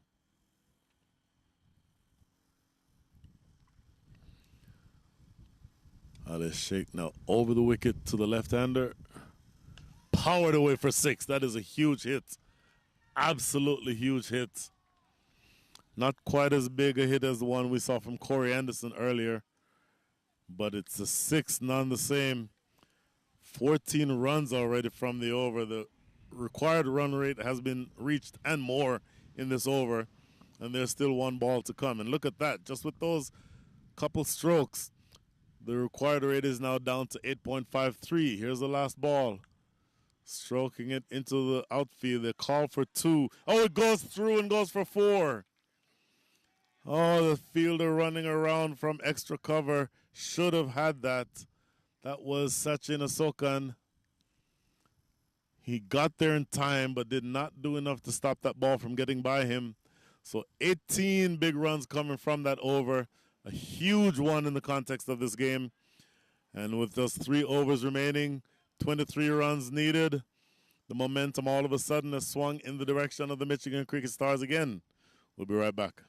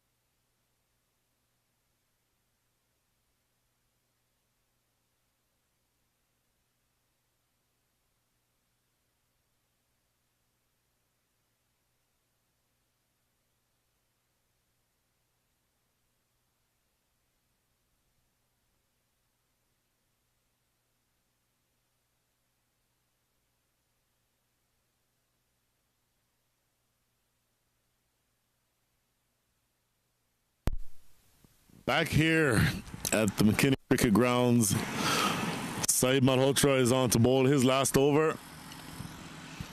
He starts with a dot ball, which is a huge result in the context of this game. Second delivery, another dot. These are huge dots. Any dot is important, but anytime you're restricting a team who has its back against the wall, that's when pressure begins to build. And you get the sense that something is going to happen here. Arjun Vajala on strike 17, faced 2 balls in a row. He gets a single here, though.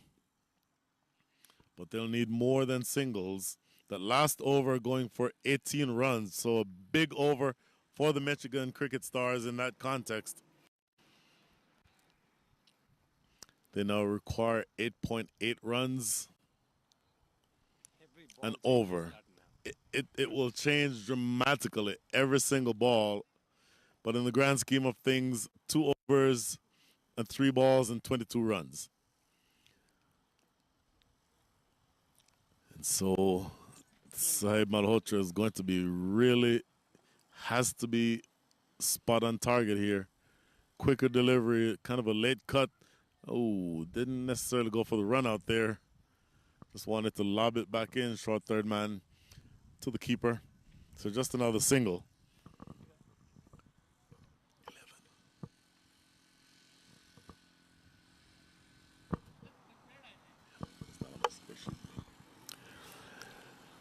So just 2 balls remaining here in the 18th. Saeed Malhotra, well hit, but straight to long on, takes it easily, and that is a huge result for the Dallas Mustangs. Hit it well, but did not get any elevation, and only ended up hitting it right down the throat of long on, who takes it easy as you like. The 6th wicket goes down. The score is now 177 for 6 And in the context of this game, with only 13 balls remaining, another 21 runs needed, the momentum swings again just that little in favor of the Dallas Mustangs. So that is the end of Arjun Vajala, 18 from 14 with 1-4 and 1-6. And he is replaced at the wicket by Farhan Ali. Farhan Ali, I think his job is to remain with Mohamed Mohsin. You get the sense that if Mohamed Mohsin stays there, that he can do enough to drag his team over the line. But I don't think they can lose many more. Well, they don't have many more wickets to lose. And I don't think that they can lose any more without having that asking rate be too much for them to overhaul. So Mohamed Mohsin, I think smartly taking advantage of the ball being in the air when it was, to come back and switch ends so that he is the batter on strike.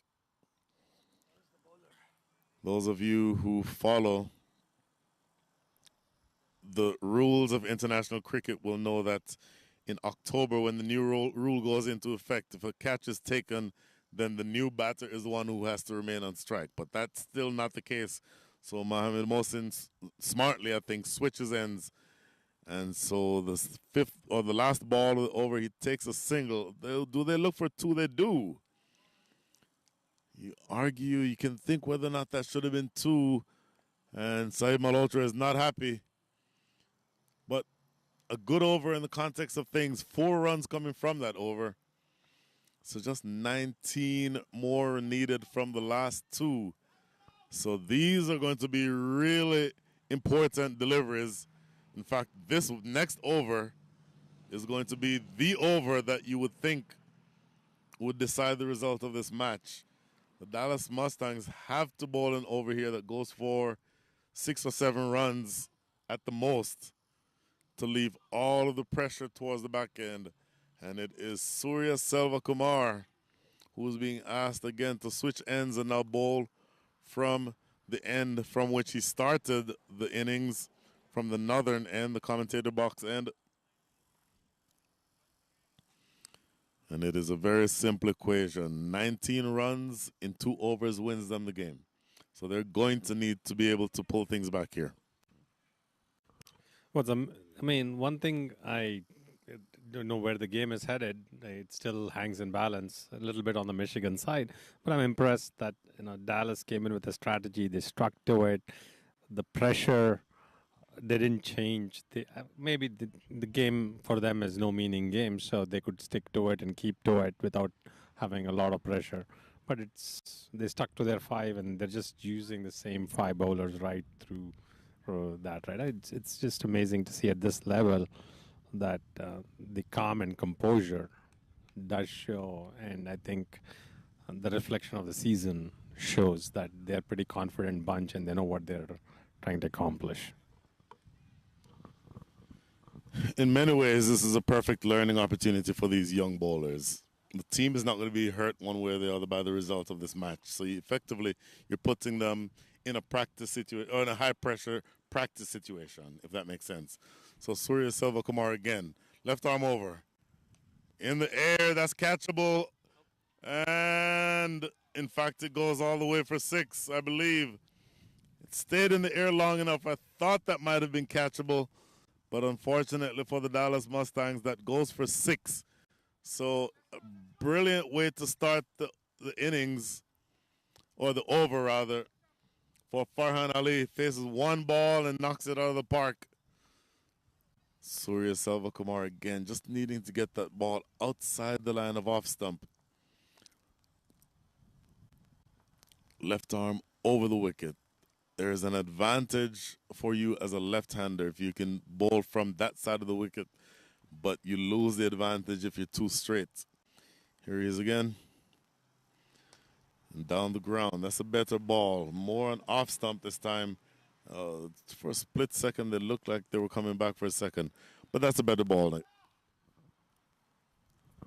Yeah, definitely a better ball. And the first ball was picked up very nicely. It was straight on the wickets, and at this stage of the game, any ball on the wicket is still a leg side ball, and you're going to you're going to hit it out. Matter of inches, slight miss hit could have been a catch, but it did clear. It was a middle. It was a really good hit. Um, yeah, I think this, at least from what I can see, this is a real good pressure situation for Surya, and he's been put through that. He has to carry as the single lone pacer today for the entire team. So yeah, I think at his age and what he's doing, this is a dream game for him. Here he is again. On the pad, umpire Partha Patanak not interested. Coming back for two, no, not there. So Surya Selvakumar thought that was out. Have to say from my angle here, it looked pretty adjacent too. But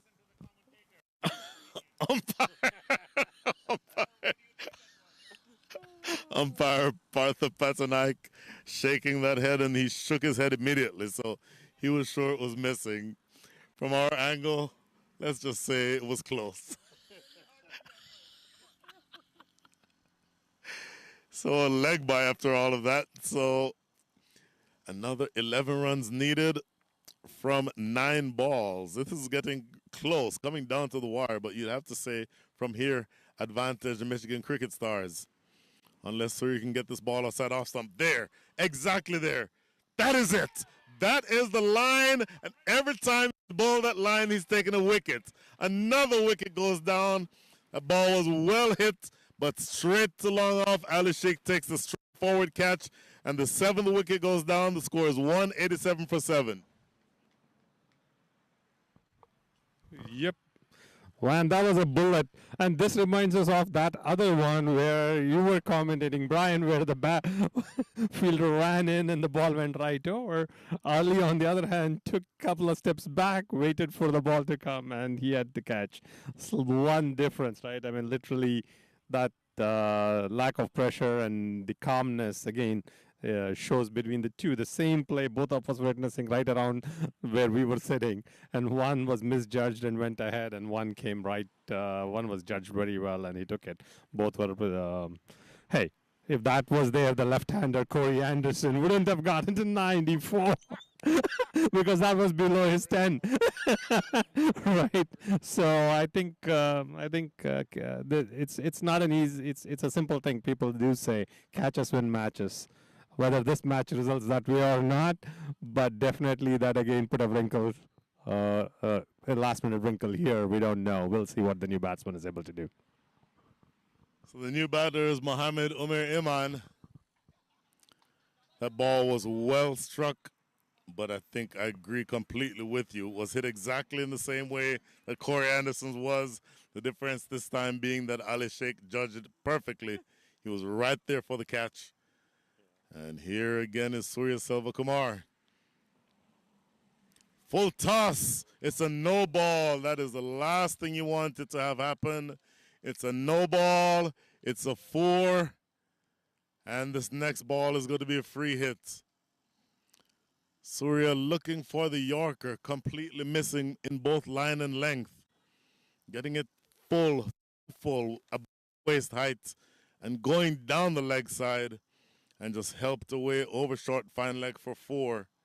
So unfortunately for Surya, that brings the target to within reach of one blow. 6 runs, only another 6 required. And this next ball is going to be a free hit. A good learning opportunity for these young bowlers. And if you're going to have this type of a situation, it's good to have it in a match that doesn't mean that much ultimately for you as Dallas Mustangs. Here's a free hit delivery. Wrapped on the pad from outside off. Doesn't matter, of course, it's a dot ball because of the fact that it's a free hit. But Surya has 1 ball remaining, and it's just up to him to just get out of the over. Get out of the over with something minimal. Maybe you'll take a single. A dot ball would be perfect. A wicket would even be better. But you're just looking here, if you're Surya, to just get out of the over. Absolutely close this over out with something positive. So here he is again. Good ball. Good fastball. Oh my goodness, they run a single anyway. So Surya bowled the ball that was worthy of a dot ball, but not able to field it on his follow through, and they steal a single at the end. So that is the end of the 19th. 14 come from that 19th over. And now all Michigan Cricket Stars need is 5 runs from this final over. This final over, we'll see who the bowler is. I suspect it may be Ali Sheikh. Nope, Ali Sheikh is done. Surya is done. Saib Malhotra is done. Sujit Gowda is done. Sachin Asokan has bowled 1 over. And Abhimanyu Paswal has bowled 2. So do they go to one of those 2 spinners? In fact, it does look like it's Sachin Asokan. Sachin Asokan is going to be asked to restrict a left-hander as a leg spinner. He's going to be asked to restrict the left-hander to fewer than 5 runs to win this game. It is a really, really tall order. Let's see if he's up to the challenge. Nagesh, your thoughts? Yes, definitely it's a challenge, given the fact that they only need singles. And I think the batsmen don't even need to go for a big hit this over, and with the slow bowling, I mean, you can argue in either way. Even if you put a fast bowler on edge is enough for it to go to the boundary line. So if I was going to be a chance taker, I'd take it with a spinner, thinking that they still have to score or they have to go for a big hit. At this stage of the game, Dallas has nothing to lose, and they're sticking to it. And the slow bowler may be their only chance here. First ball is going to be 2, I would think. They have 1. Nope. Good piece of fielding to limit the damage to 1. Took off running immediately, looking like they were going to try to get 2, but only able to get 1. So 4 needed in 5 balls. This match is coming down to the wire. Mohamed Mohsin, who I think I've said all along was going to be the key, hasn't really done anything in the last couple of overs, but hasn't really needed to. He is on 38 from 20 balls with 2 4s and 3 6s. That's all he needs to do. He is absolutely doing what he needs to do here. Bert Cockley moving across to short third man. There's a sweeper on the boundary. There's a long off. There's a long on. A deep mid-wicket and a backward square leg. Here we go. That's catchable in the air. And it is, it landed just short. And coming back for that second run. Boy, he did not judge it well, that fielder out there in the covers. It stayed up there long enough. I don't think he needed to do that. He just got a life there. I have no idea. We was just praising him for the way he was playing, and that was a really, really poor judgmental shot. You can hear Ryan Scott from over in the dugout area for the Michigan Cricket Stars saying just 2 needed. You don't need a big shot. Looking for the big shot again. They get 1. Do they come back for 2? They do come back for 2, and that is the winning run.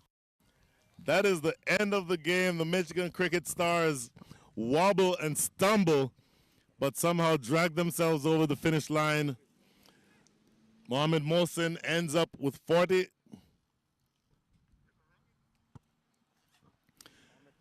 Mohamed Mohsin ended up with 40 from 21. Mohamed Oman ended up himself with 6 from 4. In fact, Mohamed Mohsin ended up with 42 from 22. He's the one who played that stroke at the end that went away for 2 runs. And so the Michigan Cricket Stars win it by the margin of 3 wickets. So quick look at the scorecard. Norman Anwar getting things started only got to 13 before he was out. Caught by Corey Anderson from Surya Selvakumar. Ryan Scott, the top scorer, 70 from 33. And Haladar Das, 29 from 28. And then a couple wobbles in the middle. Kawar Ali, none from 2. Akeem Dodson, 9 from 6. But then Mohammed Mohsin coming on toward the end, 42 from 22. Arjun Vajala had a few good strokes, 18 from 14. Farhan Ali and Mohammed Omer Iman helping to apply the finishing touches. For the bowlers, Surya Selva Kumar, 2 wickets for 49. And Sujit Gowda, 2 wickets for 26. Were the best bowlers in terms of wickets taken, but most of the bowlers ended up being pretty expensive. And even though at the end, Sachin Asokan, 1.3 overs, 1 for 12, but ultimately ended up being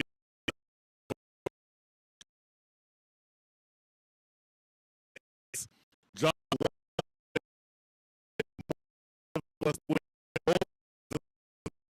have one match. Their objective is now to win tomorrow. If they win tomorrow, it would mean that they go through to the play. So that is the situation as it stands. Please do join us tomorrow morning at 11 a.m. Central Time for the final match of the regular season, where the Michigan Cricket Stars will see if they can have what it takes to pull themselves up by the bootstraps and get through to the finals. For now, Brian Walters signing off from the McKinney Cricket Ground. Have a good night. You're watching the Toyota Minor League Cricket Championship, presented by Sunoco.